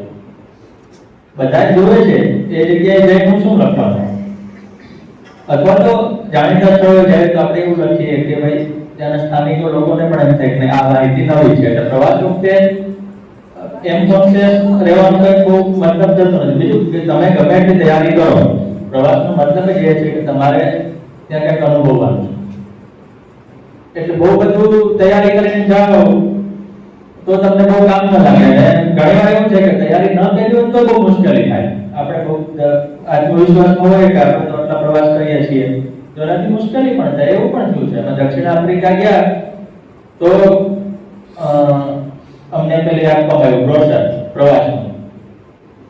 એટલે એસ્કેપ ફ્રોમ એલ્કેટ્રાઝ નામનું ફિલ્મ છે, એમાં એક બહુ જાણીતું દ્રશ્ય છે જેમાં અમે લખ્યું છે પ્રવાસમાં કે એલ્કેટ્રાઝ નામનો ટાપુ છે અમેરિકામાં, સાન ફ્રાન્સિસ્કોના કાંઠે, અને ત્યાંથી એક જ કેદી છટકી શક્યો, ત્યાંથી ભાગી ગયો. એટલે અમેરિકી સરકારને એટલી શરમ આવીને જેલ બંધ કરી દીધી, કારણ કે દુનિયાની સૌથી સુરક્ષિત જેલ ગણાય. એ જેલમાંથી કેદી ભાગે કેમ? કારણ કે સમુદ્ર અત્યારે ઠંડુ પાણી કરીને આવવું પડે અને સાન ફ્રાન્સિસ્કોના કાંઠે પહોંચે પછી પકડાણો નહીં. આજ સુધી પકડાણો નથી. હવે તો હોય ને પેન મોરિસનનું નામ. એટલે એલ્કેટ્રાઝ નામની આ જેલ જેમાં ક્લિન્ટ ઈસ્ટવુડ કેદી બન્યા છે, એ કેદી તરીકે આવે ને તો ત્યાં જેલર બહુ ઘમંડી માણસ હતો. એટલે એને નખ કાપતો હોય એટલે નેલ કટર આપણે ફોર્મ ઉપર હોય એ નેલ કટર નીચે એક શબ્દ દબાઈ ગયો જેમાં લખ્યું હતું કે હાઈલી ઇન્ટેલિજન્ટ, તમારો કેદી છે બહુ બુદ્ધિશાળી છે, એ શબ્દ એને અવગણ્યો. પરિણામે આવ્યું કે ભાગી ગયો, જેલરને તો સજા થઈ, પણ અમેરિકી સરકારને એટલી બધી શરમ આવી કે જેલ બંધ કરીને મ્યુઝિયમ બનાવ્યું. એમ અમે બ્રોશરમાં એક શબ્દ વાંચ્યો ને કે તમને ઠંડી લાગશે અને ઠંડો કહો. હવે આપણને ઠંડી લાગશે તો જૂનાગઢમાંથી ગિરનારમાં મોટા કહેવાય કે ગીરમાં તો ઠંડીની નવાઈ ન હોય, પણ દક્ષિણ આફ્રિકાના કાંઠે સીધા એન્ટાર્કટિકથી પવન આવે, વચ્ચે કોઈ જમીન નથી, એટલે ત્યાં આવતા પવન બહુ ઠંડા હોય. તો અમે ત્યાં સાંજે ફરવા નીકળ્યા તો ઘણા લોકોએ તો પેલો અમારે આખું પત્રકારનું જોત હતું તો ચડ્ડા પહેર્યા હતા, બરમુડા કે જે ને એટલી બધી મુશ્કેલી થઈ કે ત્યાં મફલર ટોપીઓ નાન તે બધું લેવું પડ્યું. એટલે આપણને હોય કે આપણે તો જાય છે બધું ઓનલાઈન વાંચી લીધું, પણ એ દર વખતે કામ નથી લાગતું. એનો ફાયદો એ થાય કે દરેક પ્રવાસ તમને શીખવાડે કે દરેક પ્રવાસમાંથી તમારે કાંઈક ને કાંઈક શીખવાનું છે. તમે ગમે તે તૈયારી કરીને જાઓ, તમારા માટે કંઈક નવું હશે. તો જાપાન જતા પહેલા આપણને હોય કે ટેકનોલોજીનો દેશ છે, એ લોકોને ઓનલાઈન પેમેન્ટમાં રસ જ નથી, બધું રોકડ. આખી દુનિયાને ટેકનોલોજી આપે છે, પણ જાપાન વાળાને કે ભાઈ તમે સિક્કા આપો તો સૌથી બેસ્ટ અને નોટો ક્રેડિટ કાર્ડ કે યુપીઆઈ, એટલે યુપીઆઈ તો ભારતની પ્રોડક્ટ છે, પણ ઓનલાઈન સ્કેન કરીને એટલે ન હોય તો લઈ લે, બાકી રોકડ સિવાય. એટલે જાપાનમાં દરેક જગ્યાએ પ્રવાસીઓ માટે સૂચના લઈ હોય કે સિક્કા તમારા સાથે રાખો, એટલે જાપાની ભાષાના શબ્દો શીખીને જાઓ, કારણ કે તમારા માટે ત્યાં અંગ્રેજી જાણકારી મળશે એવું કઈ નથી. એ લોકોને અંગ્રેજી પરવા નથી, અમે અમારી ભાષામાં કામ કરીએ છીએ, તમારે અમારા દેશમાં આવવું તો અમારી ભાષા શીખી દો. તો આવા પ્રવાસમાં ગમે એટલી તૈયારી કરી જાઓ કે આપણે જાપાની ભાષા શીખીને તો જઈ ન શકીએ. લેખકો માટે ખાસ કરીને તમે પ્રવાસ વર્ણનો માટે જાણીતા છો અને માહિતીપ્રદ લેખકો તમારી કોણ એવી પ્રેરણા છે? એવું છે કે અમે જ્યારે પત્રકારિતામાં મેં સૌરાષ્ટ્ર યુનિવર્સિટીમાંથી પત્રકારિતામાં માસ્ટર ડિગ્રી કરી છે, એટલે મને રાજકોટનું આકર્ષણ એમ પણ બહુ કે હું રાજકોટ આવું ને તો રવિવાર આવું તો યુનિવર્સિટી જાઉં ડિપાર્ટમેન્ટ એમ જ રવિવાર હોય તો એમ સમજાવ ખાલી આંટો મારો, બંધ હોય તો ત્યાં આંટો બહાર નીકળી જાવ, કારણ કે મને જગ્યાએ બહુ મજા આવે. પણ ત્યાં અમે ભણતા ત્યારે અમારા માટે ન્યૂઝપેપર વાંચન ફરજિયાત હતું, એટલે છાપાઓ વાંચવાનું શરૂ કર્યું. તો પછી ખબર પડી કે આપણે કોઈ પણ પ્રવૃત્તિ આપણે શા માટે કર્યા કરીએ કે આપણને મજા આવે છે. વિદ્યાર્થી કાળમાં મજા આવે અને જ્ઞાન પણ એટલું મળતું હોય. પછી તમે કારકિર્દી શરૂ કરો તો કોઈ પણ પ્રવૃત્તિ તમે એના માટે કરો કે ભાઈ તમને એમાંથી આર્થિક ઉપાર્જન મળે છે, કે ભાઈ આ કામ મજા આવે ને પૈસા આમાંથી મળશે ને ઘર એનાથી ચાલશે. એટલે ત્યારે વાંચતા હતા એ મજા અને અભ્યાસ માટે. ભાઈ આપણે પત્રકારિતાના અભ્યાસક્રમમાં ફાયદો શું છે કે તમે ટેક્સ્ટ બુક બહારનું લખો તો પણ ચાલે. બીજાની જેમ મેડિકલમાં તમે એમ ન લખી શકો કે કિડનીનું ઓપરેશન કેમ થશે, તમારી રીતે ન કરી શકો. જ્યારે પત્રકારિતામાં તમને એમ કહે કે ભાઈ રાજકોટ વિશે નિબંધ લખો તો દરેક વાતો હોવાનું. એટલે એ વાંચવાની મજા આવતી હતી. પછી ખબર પડી કે વાંચન છે કારકિર્દીનો મહત્વનો ભાગ છે. મારે મારા ક્ષેત્રમાં ટકી રહેવું હોય તો બીજાથી નોખું પડવું પડશે, નોખું પડવા માટે મારે વાંચ્યા કરવું પડશે. એટલે વાંચવાની શરૂઆત છે ને એ અમને બહુ બધી કામ લાગી. ત્યારે પ્રભાવિતતામાં એવું હતું કે કાંતિ ભટ્ટનો પ્રભાવ મારા પર સૌથી વધુ હતો.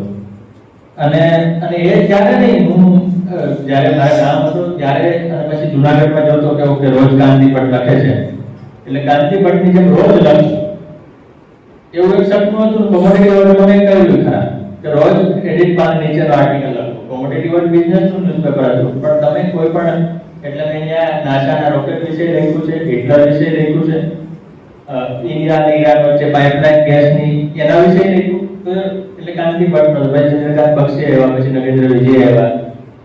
પછી તો વાંચનમાં તમે એમ ના કહી શકો કે કોઈ એકને જ ફોલો કરો છો, કારણ કે તો તમે એને જવાબ દઈ જાઓ. તો આપણે એ ધ્યાન રાખવાનું છે કે મારે કાંતિ ભટ્ટ જેવું જ નથી લખવાનું, મારે નગેન્દ્ર વિજય જેવું જ નથી લખવાનું. એના જેવું લખાઈ જાય એ સહજ છે, પણ છેવટે તો મારે મારા જેવું લખવાનું. તો કોણ ગમે છે કે કોણ પ્રેરણા આપે છે એના કરતા જે કામનું છે બધું જ વાંચું. એટલે મને કોઈ લેખક કે કોઈ પત્રકાર કે કોઈ સાહિત્યકાર હારે અંગત રીતે વાંધો હોય તો હું વાંચવામાં પેલું ન રાખું. કોઈ વાંચવાનું તો છે કારણ કે કામ છે, એટલે કોઈ એકમાંથી પ્રેરણા મળે એવું ન બને. એ સતત મળતી રહે તો જ તમે કંઈક એવું કામ કરી શકો કે જે તમારી શાંત પાડે. એક એવો પર્સનલ મારો પ્રશ્ન છે કે સપોઝ ઉતાવળે જે તમે સાહિત્ય અત્યારે રચો છો, કારણ કે લલિતભાઈ અત્યારે દિવ્ય ભાસ્કરમાં સંપાદક પૂર્તિના સંપાદક તરીકે કામ કરે છે, તો સપોઝ એ નથી કરવાનું તો બીજો એવો કેવો ગોલ છે કે ઉતાવળે સપોઝ સાહિત્ય રચવાનું નથી તો કેવા પ્રકારનું સાહિત્ય રચવું તમને ગમે? પ્રવાસ અને માહિતી. એટલે મને સતત ફરતું રહેવું ગમે છે. એટલે પૂર્તિ કરતી વખતે મેં પત્રકારત્વમાં જેને માત્ર રિપોર્ટિંગ કહેવાય ને એવું કામ ક્યારેય કર્યું જ નથી. એટલે મારે રોજ ઉઠીને કે રોજ મહાનગરપાલિકામાં શું થયું, પોલીસ સ્ટેશનમાં શું થયું, ફાયરમાં શું થયું, ડેવલપમેન્ટલ કામ કઈ રીતે ચાલે છે, એવું ક્યારેય જોવા મળ્યું નથી. ઇનફેક્ટ ફૂલછાપમાં મારો પહેલો લેખ છપાણો અને માહિતીનો જ હતો, સ્ટીવ ઇરવિન વિશેનો, અને ફૂલછાપના તંત્રીપાને છપાણો હતો જ્યારે હું વિદ્યાર્થી હતો. તો મુંબઈથી સૌરભ શાહે અહીંયા પૂછાયું કે આ કોણ છે કે જેને ફૂલછાપના તંત્રીપાને લખ્યું છે ને આપણે નામ નથી જાણતા. તે આપણે છાપ્યો કે ભાઈ ઓસ્ટ્રેલિયામાં એક પ્રાણીશાસ્ત્રીનું મૃત્યુ પામ્યા છે અને એટલા બધા મહત્વના હતા, એના વિશે ગુજરાતીમાં કોઈ માણસ લખી શકે. એટલે પ્રવાસ મને લખવાનું મને કારણ કે કરવાનું ગમે છે, એ લખવાનું ગમે છે. હવે જો પ્રવાસ લખીને મને પૈસા ન મળવાનો હોય, મારું ઘર ન ચાલવાનું હોય તો મારે એક શોખ પાડવો પોસાય નહીં. પણ મારે સદભાગ્ય એ છે કે મને મારા શોખના પૈસા મળે છે. એટલે લોકોને એવું હોય કે ભાઈ મને તો કવિતા રચવામાં રસ છે પણ એન્જિનિયરિંગમાં ભૂલ મારી ગયો છું, અથવા તો મને તો ફલાણું ગમે છે ગાયોની ખેતી કરવાનું પણ સરકારી નોકરીમાં મારા ખિસ્સામાં બિલકુલ નથી. મને જે ગમે છે એ જ હું કરું છું, મને એના પૈસા મળે છે, એટલે મને બહુ સ્પષ્ટતા છે કે હું શું કરું છું. રહી વાત સાહિત્ય પ્રકારની, તો લખતી વખતે સાહિત્યના કોઈ પ્રકારમાં પડવાનું હોય નહીં.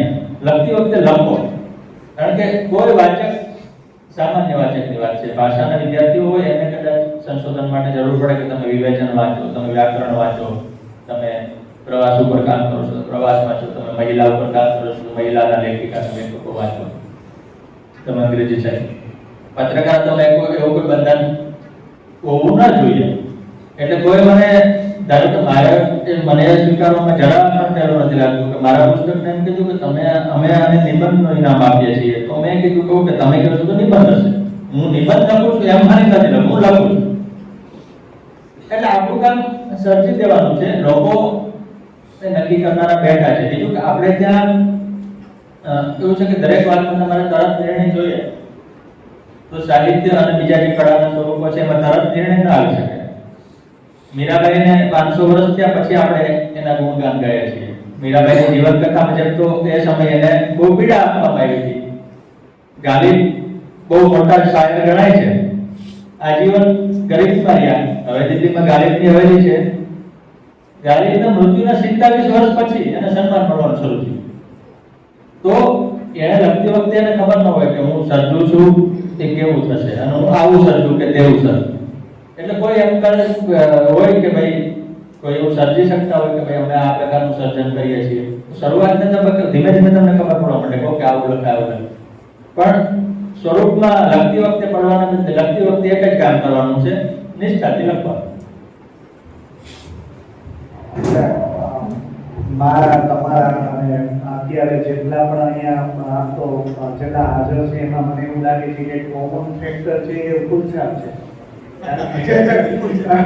મેં કૌશિકભાઈ આપણા મેળા ત્યારે વાત કરી કે હજી સવાર પડે છે ત્યારે પેલું જે છાપું વાંચીએ એ ફૂલછાપ છે. તો હવે આવનારા સમયમાં તમે જે ઉતાવળે જે સર્જાતું સાહિત્ય છે અને અખબાર નું ભવિષ્ય શું લાગે છે અને એમાં તમને શું લાગે છે કે જે ટકી શકે, કેટલું ટકી શકે અને એમાં શું શું કરી શકાય? તમારા 3-4 સવાલ ભેગા છે. અખબારનું ભવિષ્ય છે એ અખબારના માલિકની ચિંતાનો વિષય છે, જે હું નથી. મારી જરૂરિયાત મારી નોકરી પૂરતી છે. તો હવે એમ કઈ હું છટકી નથી જતો. એમ કઈ હું તમને વાત સમજાવું છું કે હું જે અખબારમાં કામ કરું છું એના માલિકો દિવ્ય ભાસ્કર, દૈનિક ભાસ્કર ગ્રુપ પ્રિન્ટ અને પ્રિન્ટિંગ ટેકનોલોજી પાછળ પુષ્કળ ખર્ચો કરે છે. એનો મતલબ એમ કે 10-15 વર્ષ સુધી એને કોઈ ચિંતા નથી. બરાબર છે, આપણે ભવિષ્ય જાણતા નથી, પણ અમારા ત્યાં જે ચાલે છે એના આધારે ખબર છે કે પ્રિન્ટિંગ ટેકનોલોજી એટલે કે પ્રિન્ટ જે છપાયેલા અખબારો છે એને 15-25 વર્ષ સુધી કાંઈ થાય એવી શક્યતા નથી. મેં તમને કીધું કે આ પેલું પૂર છે સોશિયલ મીડિયાનું. પેલી વચ્ચે જાપાનની જીબલી નામની આર્ટ આવી બધા પોતાનું ચિત્ર બનાવે. તો ત્યારે અમારે ત્યાં ટેકનોલોજીની કોલમ લખે છે કેવલ એની યાદ મારે ચર્ચા થતી હતી તો અમને એવું સમજાયું કે મફતમાં છે બધા કરે છે મજા માટે કે હું નવરો છું તો મારો ફોટો મૂકું એમ આર્ટ કરું શેર કરું લાઈક કરું મજા કરું. જો મને એમાંથી ફાયદો ન થવાનો હોય મને એમાંથી પૈસા ન મળવાના હોય તો હું બીજા ત્રીજા ચોથા દિવસે મૂકી દઈશ. આપણે શા માટે સ્ટેટસ શેર કરીએ છીએ કે લોકોને જાણ થાય, કોઈક લાઈક કરે, કોઈક પૂછે કે તારો કાર્યક્રમ અહીંયા છે અથવા તો તું અહીંયા આવ્યો છું મને કહેતો નથી. આપણે ઇન્દિરા ચા રસ્તે ચા પીનો ફોટો મૂક્યો તો રાજકોટના મિત્રો પૂછે ને તરત તો આપણે ઈચ્છતા હોય એને જાણ કરો એટલે આપણો એક સ્વાદ ત્યાં પૂરો થાય છે. તો જેમાંથી સ્વાદ પૂરો નથી થવાનો એ બધી ટેકનોલોજીઓ મજા માટે છે. પછી હોય છે WhatsApp રીલ્સ ખાલી મજા માટે નથી ઇન્સ્ટાગ્રામ બનાવવું, એમાંથી પૈસા મળે છે બરાબર છે. એટલે લોકો રીલ મેકર બની અને એમાંથી પૈસા કમાય છે તો બિઝનેસ બની ગયો. જે લોકો સારી રીલ બનાવી છે કે એના માટે પૈસાની તકો છે. એ બધા અખબારના ભવિષ્યની એટલા માટે કોઈ ચિંતા નથી થતી. ખાસ તો તે કોરોના પછી કોરોના વખતે બધા અખબારનું સર્ક્યુલેશન ડાઉન થયું. એના બે કારણ હતા કે લોકોને બધું ઓનલાઈન મળવા માંડ્યું. બીજું કે કોરોનાનો જે 3-4 વર્ષનો સમયગાળો હતો એવું પણ ચાલ્યું કે ભાઈ અખબારોથી વાયરસ ફેલાય છે એ અફવાઈ જાય છે. અને હવે અફવા ફેલાય છે પછી એને સાબિત કરવા બહુ સમય લાગે કારણ કે સાબિત અફવા નથી કરવાની હોતી, સાબિત સાચું હોય એ સાબિત કરવાનું. અખબારના પાને વાયરસ છે એને કઈ લેવા દેવા નથી પણ અફવા ચાલી જાય. એના કારણે શું છે કે ઘણી સોસાયટીમાં ફેરિયાઓ બંધ થઈ ગયું તો છાપાઓનું સર્ક્યુલેશન ઘટ્યું. કોરોના પૂરો થઈ ગયો પછી શું થયું? છાપાનું સર્ક્યુલેશન ફરી ધીમેથી વધી ગયું. એટલે આપણે ઘણીવાર એવું છે કે આપણે દર થોડા સમય વાળ કપાવતા હોઈએ અને ધારો કે દર મહિને કપાવતા હોય 30 દિવસે એકવાર અને 40 દિવસથી જાય તો વાળ વધી જાય એટલે આપણે કપાવી નાખીએ પણ વાળ તો રાખીએ એટલે આપણે ટ્રીમ કરીએ. એટલે જે સર્ક્યુલેશનમાં ફુગાવું છે તો ટ્રીમ થઈ એને વાંચવું છે તો વાંચે અને એ ધીમે ધીમે વધે છે. એમને સંઘર્ષો છે, છાપાઓના સંઘર્ષો છે, બધું છે, નથી એવું નથી પણ એનાથી છાપાઓનું કે જે પ્રિન્ટિંગ સામગ્રી છે એને સમય સાથે ટેકનોલોજીનો બદલાવ બધાને એમ છે કે એઆઈ આવી ગયું લખી દીધું ઓકે એઆઈ લખી દેશે મને પણ હું એઆઈ નું લખેલું મારા નામે થોડું છાપી શકીશ કારણ કે મારો વાચક તો મારી ગુણવત્તાની અપેક્ષા રાખે છે. કોઈ રિપોર્ટર એઆઈ થી 2 વાર સ્ટોરી કરશે, ત્રીજી વાર તો એડિટરને ખબર પડી જ જશે કે તો એઆઈ જ કરવાની તો મારે તારી જરૂર નથી. એટલે ટેકનોલોજી કે એઆઈ કે ચેટ જીપીટી જે એઆઈ મોડેલ છે એને આપણે એમ કહીએ કે આ બધાથી ખતરો છે ના, કોઈ ટેકનોલોજીથી કોઈને ખતરો નથી. છેલ્લા 200 વર્ષના ઇતિહાસમાં તમે જેને ટેકનોલોજી ગણો કે પછી મશીન આવ્યા ધારો કે પહેલા હાથ વણાટનું કાપડ હતું પછી એના મશીન આવ્યા તેનો ઉપયોગ બરાબર છે.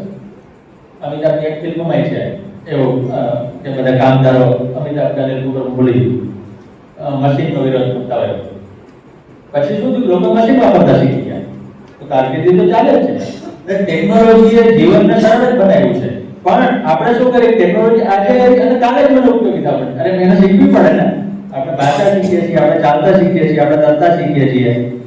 તમે બ્રાહ્મણ તરીકે કર્મકાંડ કરતા હોય તો તમે શ્લોક શીખો, હું સુતારી કામ કરવાનું તો હું એ શીખું, બીજા કોઈનો વેપાર કરતા હોય તો એ શીખે. એમાં સમય જાય. ટેકનોલોજીમાં આપણે એમાં અપેક્ષા રાખીએ છીએ કે કાલે ટેકનોલોજી આજે મને આવડી જાય તો પરમ દિવસે મને એમાંથી પૈસા મળવા. એવું નથી. તમે ટેકનોલોજી અવલંબ કરો, તમે જો તમારા માટે શું કામનું છે.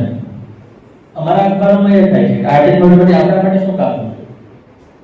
એટલે અમારે ત્યાં એવું છે કે દિવ્ય ભાસ્કરની વેબસાઇટ ઉપર જે સમાચારો છોડે ને એ બધા AI થી ચડે. તેના માટે માણસોની જરૂર નથી કારણ કે એ કામ મિકેનિકલ છે. સમાચાર છાપામાં છપાઈ ગયા છે વેબસાઇટ ઉપર મૂકવાના છે તો એ તો AI ને સોંપી શકે કારણ કે ઓલરેડી સમાચાર લખાયેલા છે ચેક થયેલા છે એની ભાષા ઘણું કરીને સારી છે અથવા તો સાચી છે. તો 50 માણસો રાખીને વેબસાઇટ ઉપર રોજ અપલોડ કરવાની જરૂર નથી. એવું તો નજીક થાય છે. તો અખબારે એ રીતે ટેકનોલોજીનો ઉપયોગ કર્યો એના કારણે છાપાના કે બીજા ટૂંકમાં સમય સાથે બદલાવ કર્યો, નવી વાતો સ્વીકારી. એમને એવું કે ભવિષ્ય ન્યુયોર્ક ટાઈમ્સ છે અને ઇતિહાસનો સૌથી વધુ નફો કોરોના પછી કર્યો. મને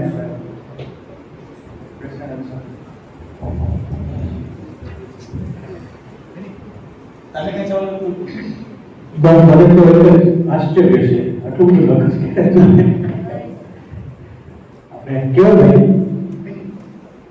વિનીતભાઈ, તમારા કોઈ ક્વેશ્ચન આન્સર હોય તો આપણે ક્વેશ્ચન આન્સર સેશન ઓપન કરીએ છીએ. તમારી પાસે સવાલ હોય તો જવાબ તો દે. આટલું બધું લખે છે ક્યારે? અમારું કામ છે કે તું આ રાજકોટનો બહુ જાણીતો અને રાજકોટમાં રેડિયો સ્ટેશન શરૂઆત થયા ને 2007માં ત્યારે આરજે બનેલો છે. એટલે ત્યારનો આરજે છે, રાજકોટનો સિનિયર આરજે છે. ભલે છે આમ ઉંમરમાં જુનિયર પણ રાજકોટનો સિનિયર છે. બરાબર. ત્યારે પણ લલિતે કહે કે આઈ ઓપનિંગ સલાહ મને આપી હતી વર્ષો પહેલા, યાદ છે કે નહીં ખબર નહીં, કે રાજકોટમાંથી બહાર નીકળો આગળ વધવું હોય તો. પણ ત્યારે શું મેં એ ઓળામાં હતા કે ભાઈ આ છે, આ છે, તે છે. ભાઈ હવે એવું લાગે છે નીકળી ગયો તો સારું હતું. એટલે કે એમાં એવું સલાહમાં એવું છે કે એ સલાહને પત્રકારોના સંદર્ભમાં લેવાની. કારણ કે પત્રકારો માટે તમારે અમદાવાદ જવું પડે, એનાથી વધુ અંગ્રેજી જર્નલિઝમ કરવું હોય તો તમારે દિલ્હી મુંબઈ જવું પડે. એટલે પત્રકારત્વમાં તમારે મોટું પડે જોતું હોય તો તમારે રાજકોટની બહાર, કારણ કે રાજકોટમાં મર્યાદિત જગ્યા હોવાની, બરાબર. એવું તો નથી કે હવે 50 રેકોર્ડોની ભરતી થાય. જ્યારે પત્રકારત્વની કોલેજો તો વધતી જ જાય છે. ઓકે, નાઉ તમારે ઓપન કરીશ સર. શરૂઆત સાહેબથી પહેલો લેખ અમે છે પત્રકારત્વ અને સાહિત્ય. આની વાત તમે બંને બહુ કરી. મને પ્રશ્ન પૂછવું છે કે પત્રકારત્વ અને સાહિત્ય એકબીજાને કોમ્પ્લિમેન્ટ કઈ રીતે કરે? પત્રકારત્વમાં શૈલી હોય, સાહિત્યનો સ્પર્શ હોય તો એને ફાયદો થાય કે નહીં? એવી જ રીતે સાહિત્યકાર જેમ અશ્વિન ભટ્ટ છે, નવલકથા લખતા તો બહુ બધી તપાસ કરતા પત્રકારની છે, હજી પણ એવું કરે, એવા લેખકો ઘણા બધા છે. એક પ્રશ્ન એ. બીજું એઆઈની જે વાત આવી તો એમાં પણ આ જ પ્રશ્ન છે. એ પત્રકારત્વને કોમ્પ્લિમેન્ટ કરશે કે પછી માહિતીનું પત્રકારત્વ ક્લાસ હશે, અથવા તો શૈલીની વાત જે આવશે એ વધારે ઉપયોગી થશે, અથવા તો તમારી ક્રિએટિવિટીની ટેસ્ટ થશે? આ બે છે. તો પહેલા તો મારું સદભાગ્ય છે કે મારા પહેલા એડિટર એ સવાલ પૂછ્યો છે અને એ સદભાગ્ય કરતા એ સ્વીકારે છે કે અમારા વિદ્યાર્થીઓ એટલા આગળ વધે છે કે અમે પૂછી શકીએ. નહીંતર આપણે જાણીએ છીએ કે એ સ્પર્ધા હોય કે ભાઈ હું તો સવાલ ના પૂછું, પણ કૌશિક મહેતાનો અમને હંમેશા એ રીતે સહકાર રહ્યો છે. હું વિદ્યાર્થી તો ત્યારે લખાવતા અને કેમ લખવું એ શીખવા છે. કારણ કે સૌરાષ્ટ્રના કોઈ 5 સારા રિપોર્ટર લેવાના હોય ટાઈમ તો એમાં કૌશિક મહેતા એટલા માટે આ તો હું કામ કરતો જ્યારે શરૂ થયા પહેલા આપણે સાંભળ્યું. આજે તમારી પાસે પોરબંદરમાં કોન્ટેક્ટ છે, પણ એની પાસે 1990 માં હતા, 1980 માં હતા. એનું મહત્વ એનું છે કે આજે તમારે સૌરાષ્ટ્રના કોઈ ગામડે જાણવું હોય તો તમે ગૂગલ ઉપર સર્ચ કરો કે ફેસબુકમાં ગામનું પેજ મેળવો, પણ કૌશિક મહેતા પાસે ત્યારે માણસો હતા. પત્રકારત્વ અને સાહિત્ય છે એને નોકા પાડવાનો કોઈ અર્થ એટલા માટે નથી કે ભાઈ નોકા પડી શકે એવો કોઈ સ્પષ્ટ ભેદરેખા હોતી નથી. એટલે સાહિત્ય છે પત્રકારત્વને વધારે વાંચનક્ષમ બનાવે એવું મને હંમેશા લાગ્યું છે. કે હું ખાલી રિપોર્ટિંગ કરતો હોત ને તો કદાચ મારું પહેલું પુસ્તક એનું આવ્યું હોત, પહેલું ન આવ્યું હોત, બીજું ન આવ્યું હોત, બીજું ન આવ્યું હોત, અહીં સુધી પહોંચ્યો જ ન હોત. પણ વાંચવાને કારણે એવું છે કે મારી પાસે એક વિષયના એક જ વાત કહેવા માટે 5 શબ્દો છે, મારી પાસે પર્યાય છે, જે મારા સાથી પત્રકારો પાસે નથી. તો એની પાસે નથી એ આપણે એનું મર્યાદા નથી કરતા, પણ હું એમ કહું છું કે હું વાંચું છું એટલે કે હું સાહિત્યમાં ઊંડો છું તો મારું શબ્દ ભંડોળ વધે છે. મને એમ લાગે કે વાક્ય છે 5 રીતે લખી શકાય. એટલે આપણે જાણીએ છીએ કે છાપામાં હેડલાઇન હોય તો 10 જણા આપણે 10 ની સાચી હોય એવું નથી, કારણ કે એમાં કઈ હેડલાઇન આમાં એમાં એવી ફોર્મ્યુલા નથી. 10 ની સાચી હોય, એમાંથી તમારે જે વાત કેવી છે કઈ કે છે. એમ સાહિત્ય પત્રકારત્વ સાહિત્ય છે એ રીતે કે ભાઈ કોઈને શબ્દ નથી મળતો આના માટે તો હું કયો શબ્દ વાપરું એ તમને સાહિત્યમાં છે, માત્ર પત્રકારત્વમાંથી નહીં આવે, કારણ કે સતત તમારે વાંચવું પડે. જ્યારે પત્રકારત્વ છે મારા કિસ્સામાં સાહિત્યને માહિતીપ્રદ બનાવે છે. હું લખું છું એ પ્રવાસ નિબંધો છે પણ માહિતી તો આવે જ છે. આ પ્રાથમિક માહિતી આપણે ટાળીએ કે ભાઈ જાપાનમાં યેન નામનું ચલણ વપરાય છે તો બધાને હવે ખબર હોય જાપાનનું પાર્ટનર ટોક્યો છે કે ટાળી. પણ હું પ્રવાસ વર્ણન લખું છું ત્યારે મારા મનમાં સ્પષ્ટ હોય કે હું પત્રકારત્વનો રિપોર્ટ નથી લખતો. એટલે ગમે એટલું લાંબુ થાય, કોઈ વાત મને એમ થાય કે મારે લંબાણપૂર્વક કેવી છે તો હું કહી શકું. તો લંબાણપૂર્વક કહેવા માટે ભાષાનું જે બોર્ડ છે એ સાહિત્યમાંથી આવે છે. તમને 2 પેરેગ્રાફથી વધારે લખતા જ નહીં આવડતું હોય તો તમે કઈ રીતે પુસ્તક લખશો? પણ મને લગતા એટલા માટે આપણે બધું વાંચેલું છે. જ્યારે પત્રકારત્વના કારણે મારી પાસે માહિતી બહુ બધી આવે છે, તો માહિતી અને સાહિત્યને એટલે બંનેને નોખા પાડવા કે બંને નોખા હોઈ શકે એવી કોઈ થિયરીમાં હું તો માનતો નથી. બે એકબીજાની બિલકુલ જરૂરિયાત છે. કારણ કે હું એવા અનેક લોકોને જોઉં છું કે બહુ જ સારા રિપોર્ટર હોય, પણ એનું વાંચન ન હોવાને કારણે એને ટકી રહેવા મુશ્કેલ થતી હોય, અથવા તો બહુ જ સારા સાહિત્યકાર હોય પણ એને પત્રકારત્વમાં એનું મર્યાદિત હોય, એટલે એ એના સર્જનને યોગ્ય લોકો સુધી પહોંચાડી ન શકે. તો બેને હંમેશા ભેગું જ રાખવું પડે. એટલે એ તો કપડાની જોડી જેવું છે કે ખાલી પેન્ટ કે ખાલી શર્ટ ન હોય, બંને છે.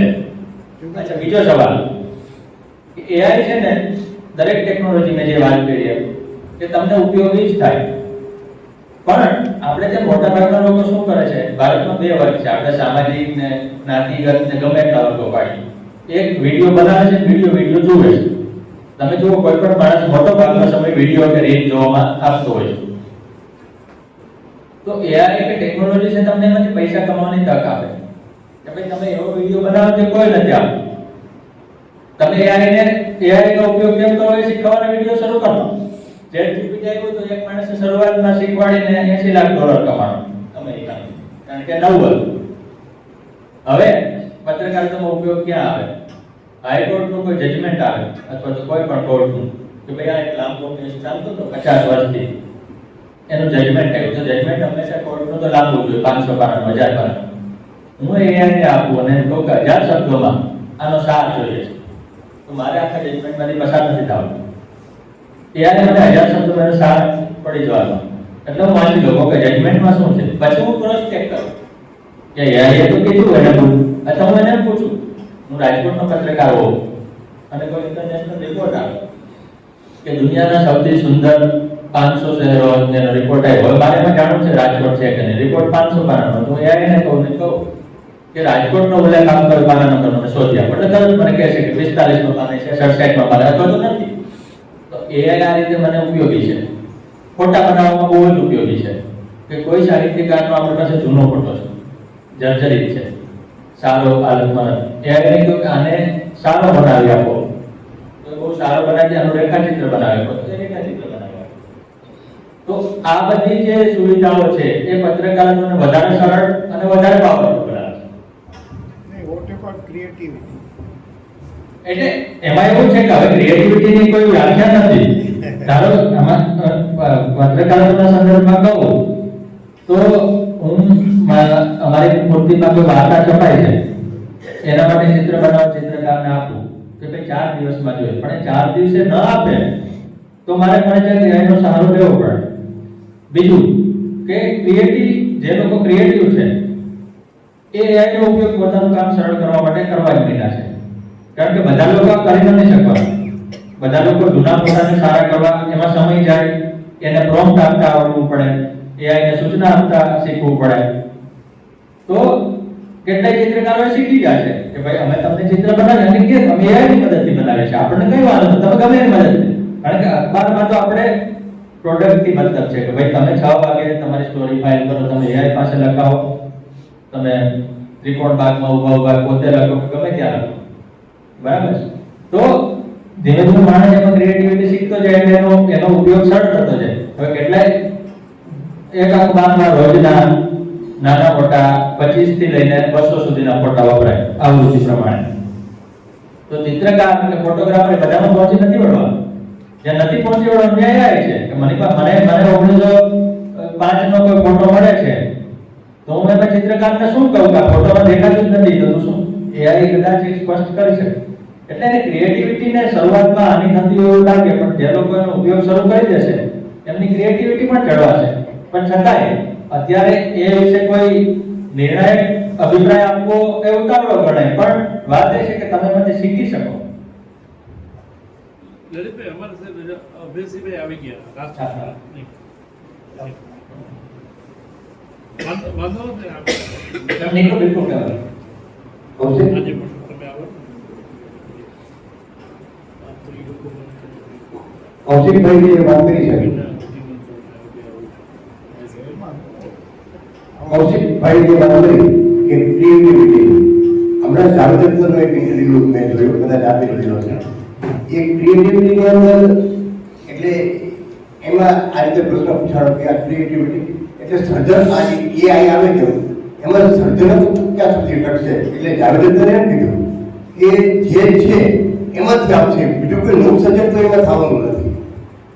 એટલે નવું સર્જન નથી થવાનું એ હકીકત છે. એ તો માહિતી છે, આ જાવેદરના શબ્દો છે, એ તો માહિતી છે બરાબર. અને માહિતી જે છે એનો બીજો તમને કદાચ આવે પણ ઓરિજિનલ ક્રિએટિવિટી છે, સર્જનાત્મક છે, એ એમાં મળશે કે નહીં તો એ આપ કહી શકો. એટલે એ જાવેદરે જે જવાબ આપ્યો ને એ હંમેશા સાચો પડનારો જવાબ જ છે કે જાવેદરે જે કીધું છે એ વાત બિલકુલ સાચી છે. મેં કહ્યું કે મારે રાજકોટની ટ્રામ વિશે માહિતી જોતી હોય, હું ઇન્ટરનેટને પૂછું તો ઇન્ટરનેટ મને એટલી માહિતી આપશે જેટલી ઇન્ટરનેટ ઉપર છે. ઇન્ટરનેટ મને અભિલેખાગારના દસ્તાવેજોમાં કઈ માહિતી હશે એ નહીં આપી શકે, કારણ કે એની પાસે એ નથી.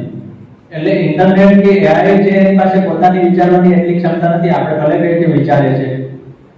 અને સૌથી મહત્વનું વાત એ છે કે હું પોતે એક લખનારો છું, એટલે કે હું કોઈ એક કળામાં કામ કરું છું, કોઈ ચિત્ર બનાવે છે, તમે સંપાદન કરો છો, તો AI કરી આપશે તમને ગમશે નહીં, કારણ કે તમારા વાચકોને તમે જાણો છો. AI બહુ તો શું કરે કે ભાઈ આ રિપોર્ટ છે એનો મને ગુજરાતી કરી દો, મને અંગ્રેજી નથી આવડતું અથવા તો આટલું અંગ્રેજી વાંચવાનો મારો સમય નથી, મને ગુજરાતી રિપોર્ટ ગુજરાતીમાં વાંચીને પછી મારી રીતે લખું. એટલે AI છે તમારે કોઈ કામનું સ્થાન નથી દેવાનું. દરેક કામમાં છે AI છે તમને એક હથિયાર તરીકે કામ લાગે છે. હવે એવું હતું કે પહેલા આપણે કાર લઈને જાય તો આપણે હવા ભરવા માટે પંપ કે એવું સાથે રાખવું. હવે નાનકડા ચાઇનીઝ પેલા નાના એવા પંપ આવી ગયા, ઘણાની કારમાં આવ્યો. તો એ પંપ આવ્યો તો પહેલા પંચર ચાલકોની દુકાનો બંધ જ થઈ જાય, એ ચાલુ જ છે. પણ આ ટેકનોલોજીનો ઉપયોગ તમે તમારી સરળતા માટે, એટલે દરેક નવું સંશોધન છે છેવટે તો જેને AI ગણીએ છીએ, એટલે ChatGPT નવેમ્બર 2023 માં દાખલ થયું ને ત્યારથી લોકોને AI શબ્દનો ChatGPT નું સર્જન જેણે કર્યું શા માટે, મેં એ હમણાં દિલ્હીમાં એની મુલાકાત દરમિયાન એવું કીધું હતું કે કોઈ ટેકનોલોજી તમારું કોઈનું કામ નથી લેવાનું, તમારું કામ છે તમારી આળસ જ લઈ લેશે. તમારે કઈ નવું શીખવું નથી, કે તમારે સંઘર્ષ નથી કરવો, પછી તમે AI ઉપર દોડ કરો. AI છે લોકોને એમ કે કઈ દોડી દેવા માટે કે કઈ નથી, તમે એની સાથે સંઘર્ષ કરો, તમે એમાંથી તમારા માટે શું ઉપયોગી છે શીખો અને તમે કરો તો સરળ છે. પણ એ કઈ મૌલિક આપી શકે, અને ધારો કે 2 ચાર મૌલિક આપી શકે, પણ લાંબા ગાળાનું તેનાથી સર્જાય એવું નથી. અશ્વિની ભટ્ટની નવલકથા ના લખી શકે. એવું પણ થાય છે.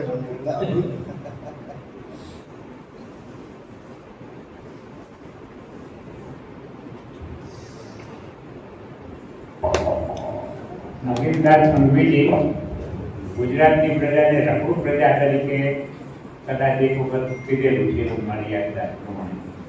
તો એ કયા અર્થમાં એમને કીધું હશે? નગીનદાસ સંઘવીનું કહો છો તમે? નગીનદાસ સંઘવીનું કીધું ને, રવિદાસ નગીનદાસ. એટલે આમ તો એનો જવાબ એ જ આપી શકે, પણ એ આપણી વચ્ચે નથી. હવે તો એ કદાચ કટાક્ષમાં કીધું હોય, ના. ગુજરાતની યુવા પેઢી વધારે ખર્ચાળ છે પ્રવાસ પાછળ, એવો કોઈ હેતુ હોઈ શકે? ના, એવો નગીનદાસ સંઘવી જ કહી શકે. નગીનદાસની ગેરહાજરીમાં આપણે એના શબ્દોનો કટાક્ષ છે કે પણ આમાં જેને ગુજરાતી પ્રજાની અને વાંચનની સમજ હોય એટલું સાચું સમજી શકે કે ગુજરાતી પ્રજા દુનિયાના 190 માંથી 180 દેશોમાં ગઈ છે અને ત્યાં બિઝનેસ થાય છે, તો પ્રવાસી છે. પછી પ્રવાસી કયો, રઘુ કયો, જે કહો, એમાં કટાક્ષ ક્યાંય નથી. એમાં ગુજરાતી પ્રજાનું અને ગુજરાતીઓની ઉદ્યોગ સાહસિકતાનું ગૌરવ છે. મારા હિસાબે નગીનદાસ સંઘવીનું વાક્ય છે ગુજરાતી પ્રજાનું આંતરરાષ્ટ્રીય પ્રમાણપત્ર છે. વિશેષણ લલિત, જેમ કે જેમ્સ બોન્ડ અને ફિલ્મની વાત મળી પુસ્તક, પછી રખડે રાજ્ય એટલે પ્રવાસના રખડેલા મહારાજા પ્રવાસી, બ્રેવ હાર્ટ્સ એટલે એમાં સાહિત્ય સર્જન અને સાથે બીજી વાત છે. ઉતાવળે સર્જાયેલું સાહિત્ય એટલે અખબારો વાળી વાત અને એમાં ઉતાવળમાં એક પુસ્તક. આપણા દરમિયાન બધાએ જોયું છે કે ઘણી બધી જે એક્સક્લુઝિવ માહિતી સાથે એક્સક્લુઝિવ અનુભવો જે છે, એવું આત્મકથનાત્મક પ્રસંગો વાળું કઈ એક્સક્લુઝિવ લખવાનો એવો વિચાર કેવું ક્યારે આવે છે? આત્મકથા તો લખવાનું એટલા માટે કે ઉતાવળ કરવાની છે કે નિવૃત્તિનું કામ છે. કારણ કે બધું થઈ જાય એટલે બધા અનુભવો. ધારો કે આજે મને કંઈક સારું લાગે છે, 5 વર્ષ પછી ખરાબ પણ લાગે, તો અત્યારે લગ્ન ઉતાવળ ના કરવાની. જેમ કે બાંગ્લાદેશના સંચાલન અત્યારે જેના હાથમાં છે, યુનુસને નોબેલ પ્રાઇઝ મળ્યું ત્યારે ગુજરાતી કટાર લેખકોએ એને ભવ્ય રીતે બતાવ્યો હતો. હવે ત્યાંના સરમુખ થયા છે, તો આપણે ત્યારે વખાણ કર્યા હતા એ ખોટા એવું નથી, અત્યારે ટીકા કરીએ એ ખોટી એવું નથી. એટલે આત્મકથા તો 60 વર્ષ પછી લખવાનું મન થશે તો લખું. એમ કે લલિત હજી હું લાંબુ જીવવાનો છું. એના કરતા હું એમ કહું છું કે હજી મારે બીજું ઘણું બધું લખવાનું છે, પછી છેવટે આત્મકથા ઉપર આવશું. ના, એટલે અલ્ટિમેટલી કહેવાનું એ છે કે સર્જન પાછળની જે યાત્રા હોય ને, પ્રિપેરેશન અને એમાં જે આત્મકથાના પ્રસંગો હોય, આત્મકથાના એ સર્જન પાછળની યાત્રાના પ્રસંગો પણ મજેદાર હોય છે. એવું કે આત્મકથાના પ્રસંગો હોય. એટલે જેને આત્મચરિત્ર કહેવાય એ તારા સવાલમાં વાત એ છે કે આત્મચરિત્રાત્મક કંઈ લખવું છે કે કેમ, તો એનો અત્યારે કોઈ નિર્ણય નથી કર્યો. નથી લખવું એવું નથી, લખવું એવું નથી. પણ તારક મહેતા જેને લોકો સિરિયલથી ઓળખે છે એટલે એને કેવું પડે કે તારક મહેતા લેખક હતા. તો તારક મહેતાને 80 થી વધારે પુસ્તકો છે અને એના મોટા ભાગની પુસ્તકોની પ્રસ્તાવનામાં હું મારા પુસ્તકની પ્રસ્તાવના ટૂંકી કરતા અને બને ત્યાં સુધી કોઈ પાસે ન લખાવી એવું તારક મહેતા અને વિનોદ ભટ્ટમાંથી શીખો. કે વાચકને એટલે તારક મહેતાના શબ્દો છે આ, કે વાચક તમે રેસ્ટોરન્ટમાં જાઓ છો, તમે ઢોસાનો ઓર્ડર આપો છો, તો એ કેમ બને છે, એનો રસોઈયો કેરળથી આવ્યો છે, એનો મસાલો કેરળથી આવ્યો છે કે આસામથી આવ્યો છે, એનાથી ખાનારને મતલબ નથી. એમ વાચકને તમે પુસ્તક કેવા સંજોગોમાં લખ્યું, તમે બસમાં લખ્યું ને ટિકિટની પાછળ લખ્યું ને એ થોડી વાર સહાનુભૂતિ માટે સારું લાગે તો તમે જરૂર એ જણાવો, પણ વાચકને એવું બધું ગયા પછી પણ તમે વાંચવા જેવું આવ્યું છે કે તમે એસી ઓફિસમાં બેહીને લખ્યા પછી વાંચવા જેવું આવ્યું છે, એનાથી જ મતલબ છે. એટલે આત્મકથાના પ્રસંગો છે. હવે એમાં એવું છે કે પ્રવાસ છે તો એમાં મારા પોતાના પ્રસંગો આવે છે કે અમે કઈ રીતે ફસાણ. મારા પ્રવાસમાં એમાં હંમેશા આવ્યું છે કે ભાઈ અમને પડેલી મુશ્કેલી લખવાની. આપણે ત્યાં બધા ગોવા જાય તો ગોવાનું રોજી પિક્ચર રજૂ કરે, પણ ગોવાના ટેક્સી ચાલકો છે તો એ આતંક મચાવે છે. તો મેં લખ્યું છે કે ભાઈ ગોવા જાઓ તો ગોવાના ટેક્સી ચાલકો છે વિલિયમ શેક્સપિયરના પાત્ર શૈલોક જેવા છે કે જેનું પેટ કોઈ આવતો ભારત જ નથી અને એનું રિસર્ચ ત્યાં યુનિયન ચાલે. તો મારે પ્રવાસમાં એ લખવાનું છે કે ભાઈ એ આત્મકથાના કે આપણા આત્મ પોતાના અનુભવોના આધારે જ આવે. એટલે પ્રવાસમાં હંમેશા આવે. માહિતી લેખોમાં આપણે બને ત્યાં સુધી આપણું ટાળતા હોઈએ અને અખબારોમાં એવું છે કે પોતાના વિશે લખવું એ પેલું સારું પણ ના કરાય. તો મારી જ કોલમમાં મારા વિશે લખવું એવો તબક્કો પાછલી ઉંમરે આવતો હોય, પણ ક્યારેક મન થશે તો એ લખશું. મોટે ભાગે તો એવું હોય છે કે ભાઈ આપણને વિચાર આવે અને એ લખાય છે, પણ પછી જ્યારે આપણને નિરાશ હોય ત્યારે આપણે એને મઠારીએ.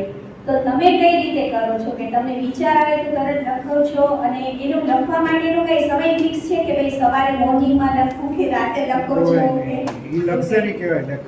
હા, તમે જેને કહો છો ને સાહિત્ય સર્જનમાં આવે, પત્રકારત્વમાં એવું કઈ ન આવે. એટલે હું અહીંથી હમણાં કાર્યક્રમ પતાવીને ઊભો થાઉં તો પછી મારા મોબાઈલમાં મારી પૂર્તિ બનાવીને પીડીએફ આવી તો મારે જોવી પડે. એટલે હું આ પછી જોઈશ ને પછી આનું એડિંગ વિચારીશ ને એવું પત્રકારત્વમાં શક્ય નથી. ઘણા લોકોને એવું થતું હોય રાઇટર્સ બ્લોક, એ દરેક લેખકને આવે એવું મને લાગે. તો આટલી બધી માહિતી હોય તો વિષય ના સૂજે એવું તો ઘણી વાર બને. એટલે પછી જે વિષય સૂજે એના ઉપર લખવાનું થાય. એટલે બધું જ સંઘડા ઉતાર કે ઉત્તમ લખાય એવું નથી હોતું. પણ લેખન માટે સૌથી સારો રસ્તો એ છે કે તમને ખબર છે કે તમારી આ ડેડલાઇન છે. તો સાહિત્ય સર્જનમાં કઈ ડેડલાઇન ન હોય એટલે એના ફાયદા છે અને ગેરફાયદા છે. ફાયદો એ થાય કે તમે સંતોષ ન થાય ત્યાં સુધી ફરીથી લેખા કરો. ગેરફાયદો એ થાય કે તમારું કામ ઘણી વાર પૂરું જ ન થાય કે હજી લખું છું હજી. એક મારો મિત્ર છે 10 વર્ષ પહેલા મને કહ્યું હું પુસ્તક લખું છું હજી લખે. તો કારણ કે એને કોઈ ડેડલાઇન નથી. જ્યારે મારે તો નક્કી છે કે મારે બુધવાર મારો લેખ પતાવી દેવાનો છે, રવિવારનો મંગળવાર પતાવી દેવાનો છે, આ પૂર્તિનો આ વારે પતાવી દેવાનો છે. મારે સાંજે 6 વાગે પૂર્તિ પતાવી દેવાની છે, પણ 5:45 વાગે ઓફિસમાં પહોંચું કે સવારમાં 6 વાગે પહોંચું એનાથી ઓફિસને કોઈ મતલબ નથી. એટલે લખવાનો કોઈ સમય કે એવું કાંઈ હોતું નથી. એક બહુ મહત્વપૂર્ણ લેખ એટલે જે મને બહુ મજા આવવાની છે એવો લેખ લખું છું. તો મજા આવવાનો લેખ છે એક જ બેઠકમાં લખાયો નથી. મેં 2 વાર લખ્યો, અધૂરો મૂક્યો, આવ્યો, હજી પાછો એક પૂરો કરે અને પછી એ પૂર્તિમાં આવશે. તો જેટલો સમય મળે એટલે દરેકની પોતાની પ્રક્રિયા હોય, પણ જેમ કૌશિક મહેતાએ કહ્યું કે એ લક્ઝરી છે જે બધાને, અને પછી શું છે કે પત્રકારો પણ ટેવ પડી ગયો એટલે લક્ઝરી ગમે નહીં. કોઈ એમ કહે કે તમે અહીંયા આ ખેતરમાં રહ્યો, અહીંયા આટલા મોરલા છે ને ગાય ભેંસો છે, અહીંયા બેસીને લખો તો ત્યાં આઈડિયા આવે એવું બને.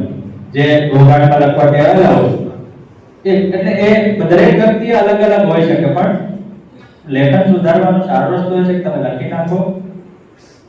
જેમ આપણે ઘણીવાર કોઈ રસોઈ બનાવતા હોય તો ઠરવા મૂકી દઈએ, એમ લેખન મૂકી દો, પછી એમાંથી બહાર નીકળીને બીજા દિવસે જુઓ તો તમને તમારા નબળા વાક્યો દેખાશે કે ઓકે આ મેં લાંબુ લખ્યું છે, અથવા ઘણીવાર તમે આત્યંતિક લખી નાખ્યું હોય, વાંધાજનક લખી નાખ્યું હોય, કારણ કે તમે લાગણીના પ્રવાહમાં લખી નાખ્યું. પછી તમે બીજી વાર વાંચો તો એમ થાય કે આ વાક્યની જરૂર નથી, મારા વાચક માટે નથી. બીજા અથવા લેખક તરીકે મારે સમાજ સુધારવાની જવાબદારી લઈને મળવાની જરૂર નથી, કારણ કે સમાજ તો રામાયણથી નથી સુધરતું, તો આપણે કઈ રીતે સુધરશું? તો રસ્તો એ છે કે આપણે આપણું કામ કરો, આપણે જે લખો એ શ્રેષ્ઠ રીતે આપો.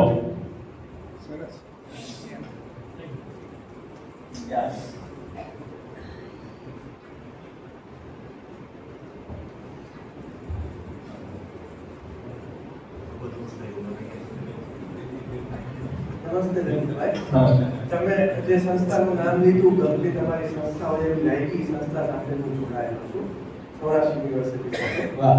અને અમારું કામ છે અધ્યાપક હું, એટલે કૃષ્ણચંદ્ર સાહેબ અમારા ખાસ પુત્ર છે. અમે વર્ષોથી આ ટ્રેનિંગ આપી છે, એમાં છેલ્લા 2-3 વર્ષથી આ એઆઈની ટ્રેનિંગ સાથે હું સંકળાયેલો છું.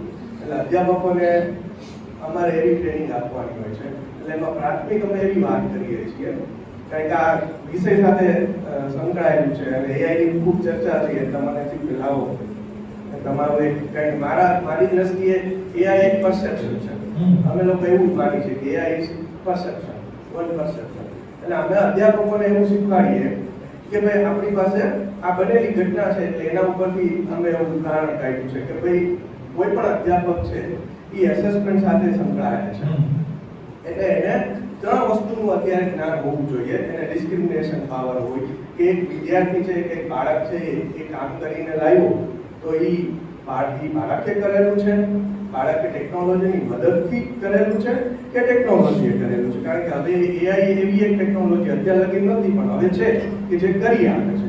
એટલે અમે અધ્યાપકોને એવું જ કહીએ કે તમારે એઆઈ નો ઉપયોગ કરવો હોય કે ન કરવો હોય એ તમારી મનસુખીની વાત છે, પણ તમારે આ ડિસ્ક્રિમિનેશન પાવર જરૂર ડેવલપ કરવો પડે કે જગતમાં આવું બની રહ્યું છે અને આપણી સામે આવે છે, કારણ કે એસેસમેન્ટ છે. મારા ઘરે જ બનેલો દાખલો છે કે મારા બાળકે એની સ્કૂલમાં આ બધી ટેકનોલોજીનો ઉપયોગ થાય છે, તેના એક મિત્રે ChatGPT નો ઉપયોગ કર્યો તો એના ટીચરે પકડી પાડ્યો. તો ભાઈ તારો જવાબ છે એ તારી ઉંમર પ્રમાણે આમાં નથી, થોડુંક લાંબુ થાય તો આમ સોરી, પણ મારે એક વાત જે તમારી પાસેથી સાંભળવી છે એના માટે કહું છું, એટલે બેકગ્રાઉન્ડ માંગુ છું. તો મારા ડેડીએ મારા બાળકે મને પૂછ્યું, મને ખબર નહોતી કે આ શું કામ પૂછે કે પપ્પા આમાં આવું હોય. મેં કીધું હા, કે આપણે આને જે પૂછી જવાબ આપે. મેં કીધું હા બેન સાહેબ એવું જોયું. એટલે એને હોશિયારી પોતાની એવી વાપરી, એને ChatGPT ને એવું કીધું કે હું 6થા ધોરણનો બહુ હોશિયાર છોકરો નથી, ટોપ છોકરો છું, એવરેજ છોકરો છું. હવે મને આ લેસન આપ્યું છે, જે ક્રિએટિવિટીની વાત થઈ ને એમાં પણ આ બધું સંકળાયેલું છે.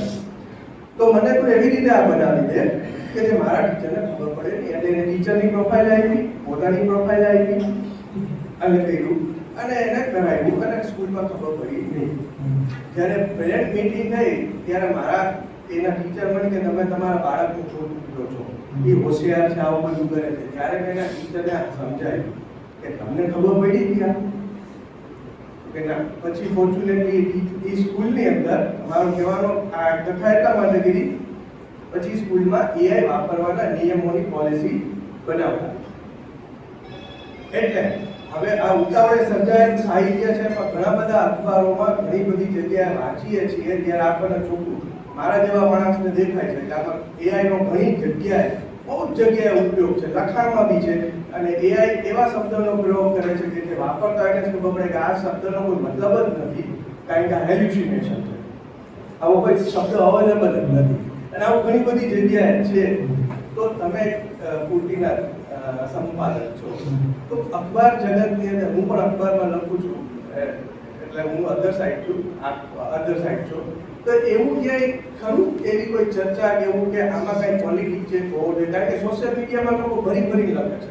હવે જો આ બે હરખું થઈ જશે તો કારણ કે છાપા તમે કીધું છાપા અમે પેલું સવારના પોરમાં આવે એટલે પેપર કરીએ, તો એવું કઈ પોલિટિક્સ છે કે એવું કઈ ખરું? ગુજરાત સમાચારમાં કામ કરતો તો શ્રેયાંશભાઈ પાસેથી બહુ મહત્વનો પાઠ શીખવા મળ્યો કે છાપાની કિંમત 3 રૂપિયા છે અને ગુજરાતી વાચકોને બરાબર ખબર છે કે મારા 3 રૂપિયા ક્યાં નાખવા, કારણ કે આપણે મૂળભૂત રીતે વેપારી પ્રજા ગણાય છે. 3 રૂપિયા હોય, 5 રૂપિયા હોય, 1.5 રૂપિયા હોય, 1 રૂપિયો હોય કે 10 રૂપિયા હોય. અંગ્રેજી છાપાઓની કિંમત 10 અને 15 સુધી પહોંચી છે, કારણ એનું કાગળ મોંઘું છે વગેરે.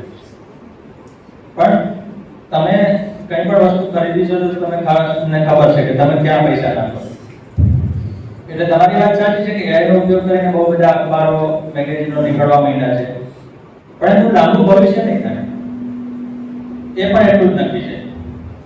કારણ કે છાપામાં બેઠેલા માણસો અથવા તો જે લોકો અખબાર તૈયાર કરે છે એ એવા ભ્રમમાં હોય કે વાચકોને કંઈ ખબર નથી પડતી. તો જનતાથી મોટો કોઈ નિર્ણાયક હોતો નથી. એ ચૂંટણી હોય, અખબાર હોય, ટીવી ચેનલ હોય, એમને બધી ખબર પડે જ છે.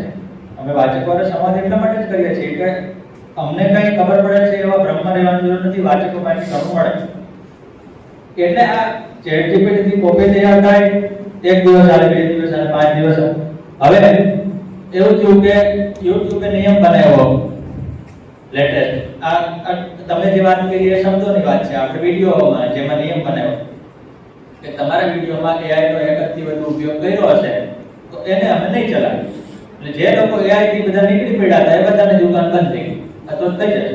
એની સામે YouTube તમને સુવિધા આપી કે અમે અમારા સ્ટુડિયોમાં, જેને વાઇટી સ્ટુડિયો છે, YouTube વાપરતા હોય જાણે, તમને સુવિધા આપીએ છીએ કે AI નો તમે આટલો ઉપયોગ કરો જેનાથી વિડીયો સારો બને. પણ તમે AI થી એમ જનરેટ કરી દો કે ગીરના શાસનના ભોજનના પાત્રમાં વાઘ નીકળ્યો અને એની સામે સિંહ આવ્યો અને વિડીયો શરૂઆતમાં બહુ વ્યૂ મળશે, શક્ય છે કે વિડીયોથી તમને પૈસા મળશે, પણ ક્યાં સુધી?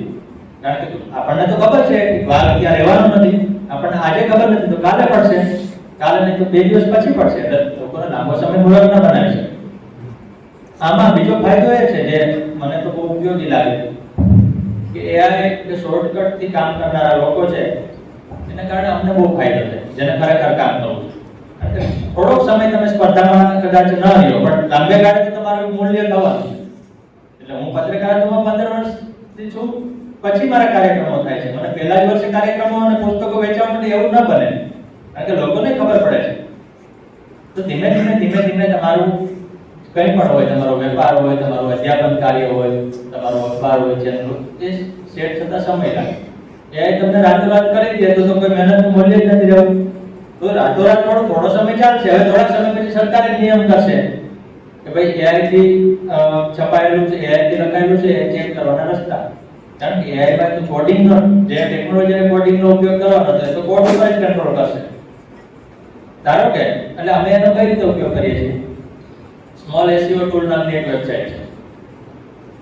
કોઈ વાર્તા અમારી પાસે લેખ આવે એ ઓનલાઈન ચેક કરવાનો એ રસ્તો છે. અગાઉ ક્યાં આવી ગઈ છે એક અને આણે ક્યાંક ઉઠાંતરી કરી છે કે કેમ, તો એના 2 પેરેગ્રાફના કે આવી છે કે અગાઉ આણે અહીંયાથી લીધેલું છે કે ભાઈ આખી વાત તો શબ્દ છે ભગવત ગોમંડલમાંથી છે, અથવા તો આ વેબસાઈટ ઉપરથી છે, અથવા તો જામનગરની કોઈ ન્યૂઝની નાની વેબસાઈટ છે એના ઉપરથી.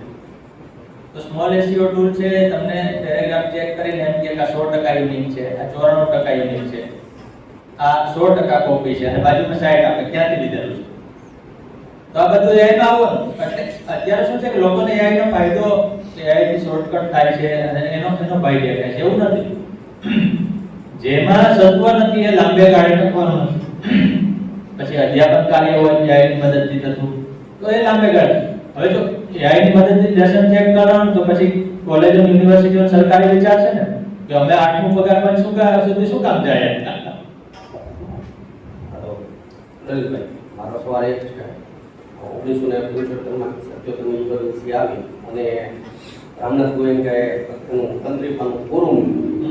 આજે એવા કેટલા તંત્રીઓ અથવા અખબાર માલિકોમાં હિંમત છે કે કોરું મૂકે અને તમારી દ્રષ્ટિએ કોણ છે?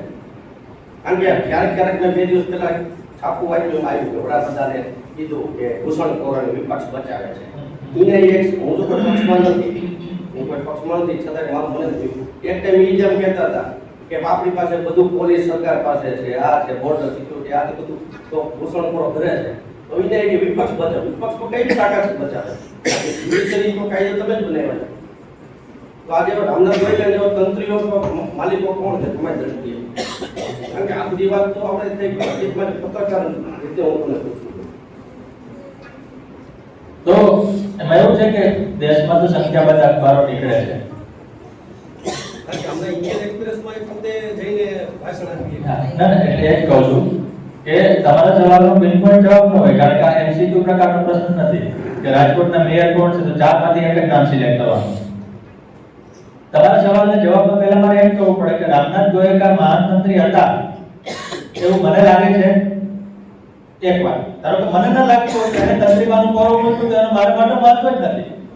તમારે તંત્રીબાનું કોરું મૂક્યું એ જમાના માટે યોગ્ય હશે, આજના જમાના માટે એ પ્રેક્ટિકલી શક્ય નથી. આજના જમાનામાં તમે બીજી રીતે કવિરેટ કરો કે તમે બીજી રીતે વડાપ્રધાન કંઈ કહે છે તો મનમોહનસિંહ વડાપ્રધાન હોય, નરસિંહ રાવ હોય, આઈકે ગુજરાત હોય તે છાપાની હેડલાઇન બને.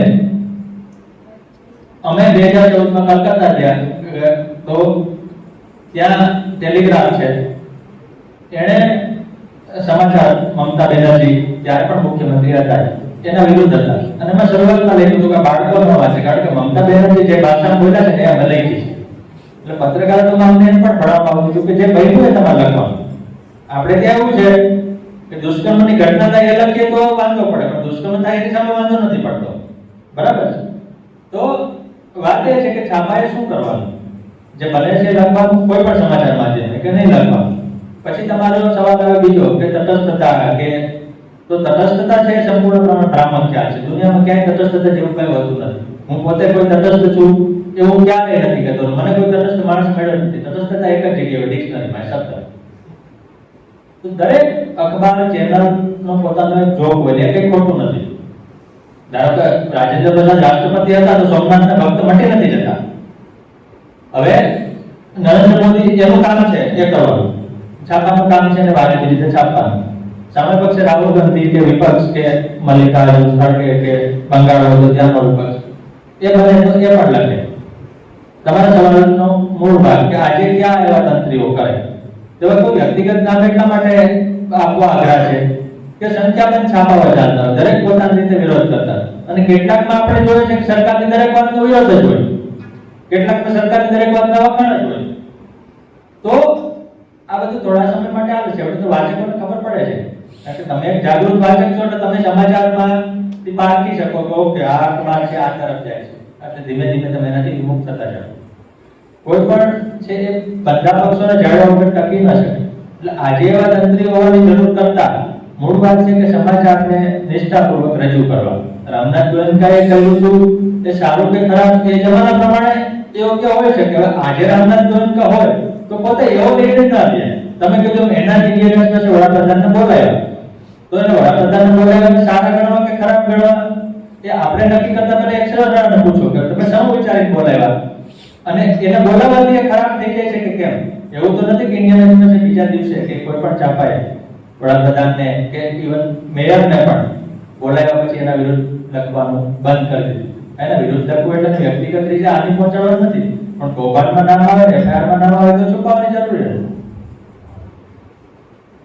તમે ઘણા બધા પ્રવાસો કર્યા છે અને તમને પ્રવાસો ગમે છે, તો મારો પ્રશ્ન એ છે કે લલિત કંબાઈકા પુનર્જન્મમાં માને છે કે નહીં, અને જો માનતા હોય તો ફરીથી જન્મ ક્યાં લેવા માંગે છે?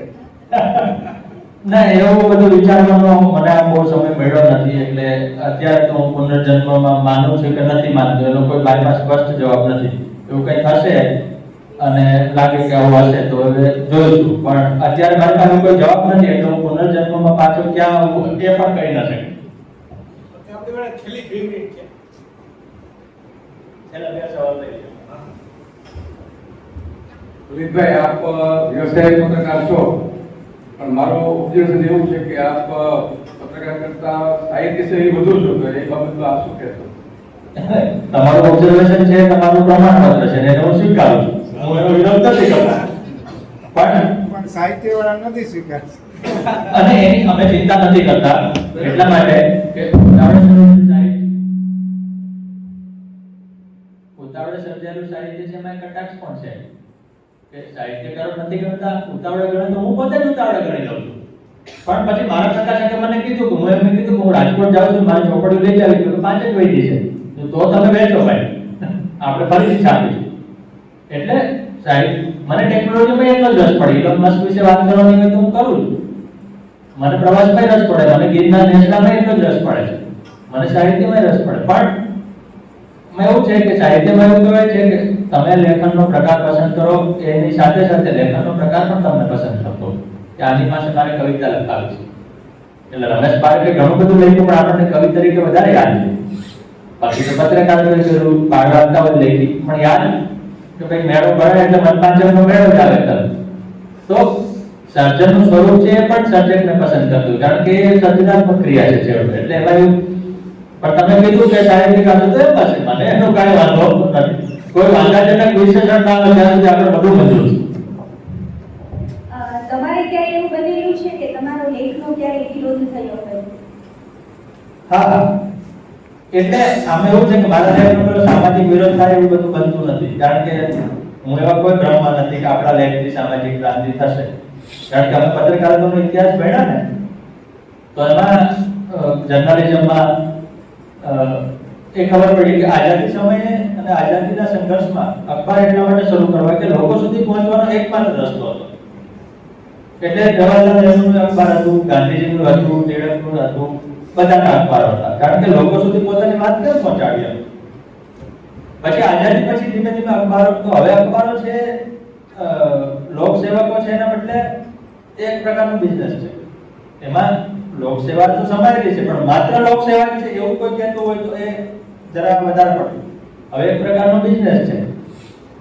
એટલે અખબારો તો બિઝનેસ, પણ હું લખતા શીખો ત્યારથી મને એ વાત સ્પષ્ટ છે કે આપણા લખાણથી કોઈ સામાજિક પરિવર્તન આવે કે આપણા લખાણથી ફલાણી સિસ્ટમ બંધ થઈ જાય એવા કોઈ ભ્રમમાં રહેવાની જરૂર નથી. એટલે શું ફાયદો થાય કે એવું કઈ જેનો વિરોધ થાય તો લખવાનું જ બહુ ઓછું આવે કે આ જ્ઞાતિએ આમ કરવું જોઈએ, એ જ્ઞાતિએ શું કરવું જોઈએ ખબર જ છે. હમણાં એટલે ગાયક કિંજલ દવેને નાત બાર મૂક્યા, તો મને એમ થયું કે મારે નાત બાર મૂક્યા છે એ લોકો ખોટા છે એવું નથી કેવું. મેં ઇતિહાસમાંથી 5 ઉદાહરણ કાઢ્યા કે આ બધા નાત બાર મૂક્યા છે, બધા મહાન થયા છે. મારો જવાબ આવી ગયો, મારે કોઈ જ્ઞાતિનો વિરોધ નથી. મને એમ આ જ્ઞાત આને બહાર મૂકીનો કઈ મતલબ નથી.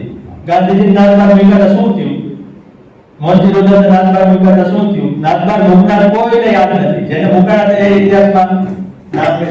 તો મારે કંઈક કેવું છે તો આ રીતે કહું, જેમાં વિરોધ થવાનું ઘટી. પણ શરૂઆતમાં જ્યારે લખવાની ખબર નહોતી પડતી ત્યારે ઘણીવાર એવા શબ્દો, એટલે પછી સમજાણું કે આપણા લેખને જ્યારે જવાબદાર મોટા માધ્યમમાં આવતું આપણા નામ સાથે જતો હોય તો ભલે તમારે તંત્રી જવાબદાર પણ તમારા પર ભરોસો રાખતા હોય તમે ગડબડ નહીં કરો તો આપણે એને ફરીથી વાંચી લેવો. અને ઉત્સાહમાં અથવા તો કોઈ ઘટના બને ત્યારે વિરોધમાં આપણે ગમે તે શબ્દો લખી નાખીએ, પણ પછી થોડા સમય પછી એને જરા નિરાતે જુઓ કે આ શબ્દો બરાબર છે તો વિરોધનું પ્રમાણ ઘટે, પણ એવું થતું હોય છે. Thank you so much. તમે લોકો આવ્યા અને લલિત ખંભાતને માણ્યો, જાણ્યો, અને આવનારા દિવસોમાં વધુ ને વધુ પુસ્તકો લઈને આવે ને તમારા જે સાહિત્ય પ્રેમ છે તે આ રીતે જ ઉજાગર રહે. એના માટે ખૂબ ખૂબ ધન્યવાદ, આભાર. Thank you so much. Photographs માટે તમારે લલિત ખંભાતને સાથે પડાવો તો તમને છૂટ છે. અને બહાર પુસ્તકો પણ જો હશે તો અવેલેબલ છે, તમારે લેવાની બાકી હોય તો તમે લઈ શકો છો. થેન્ક યુ, આભાર.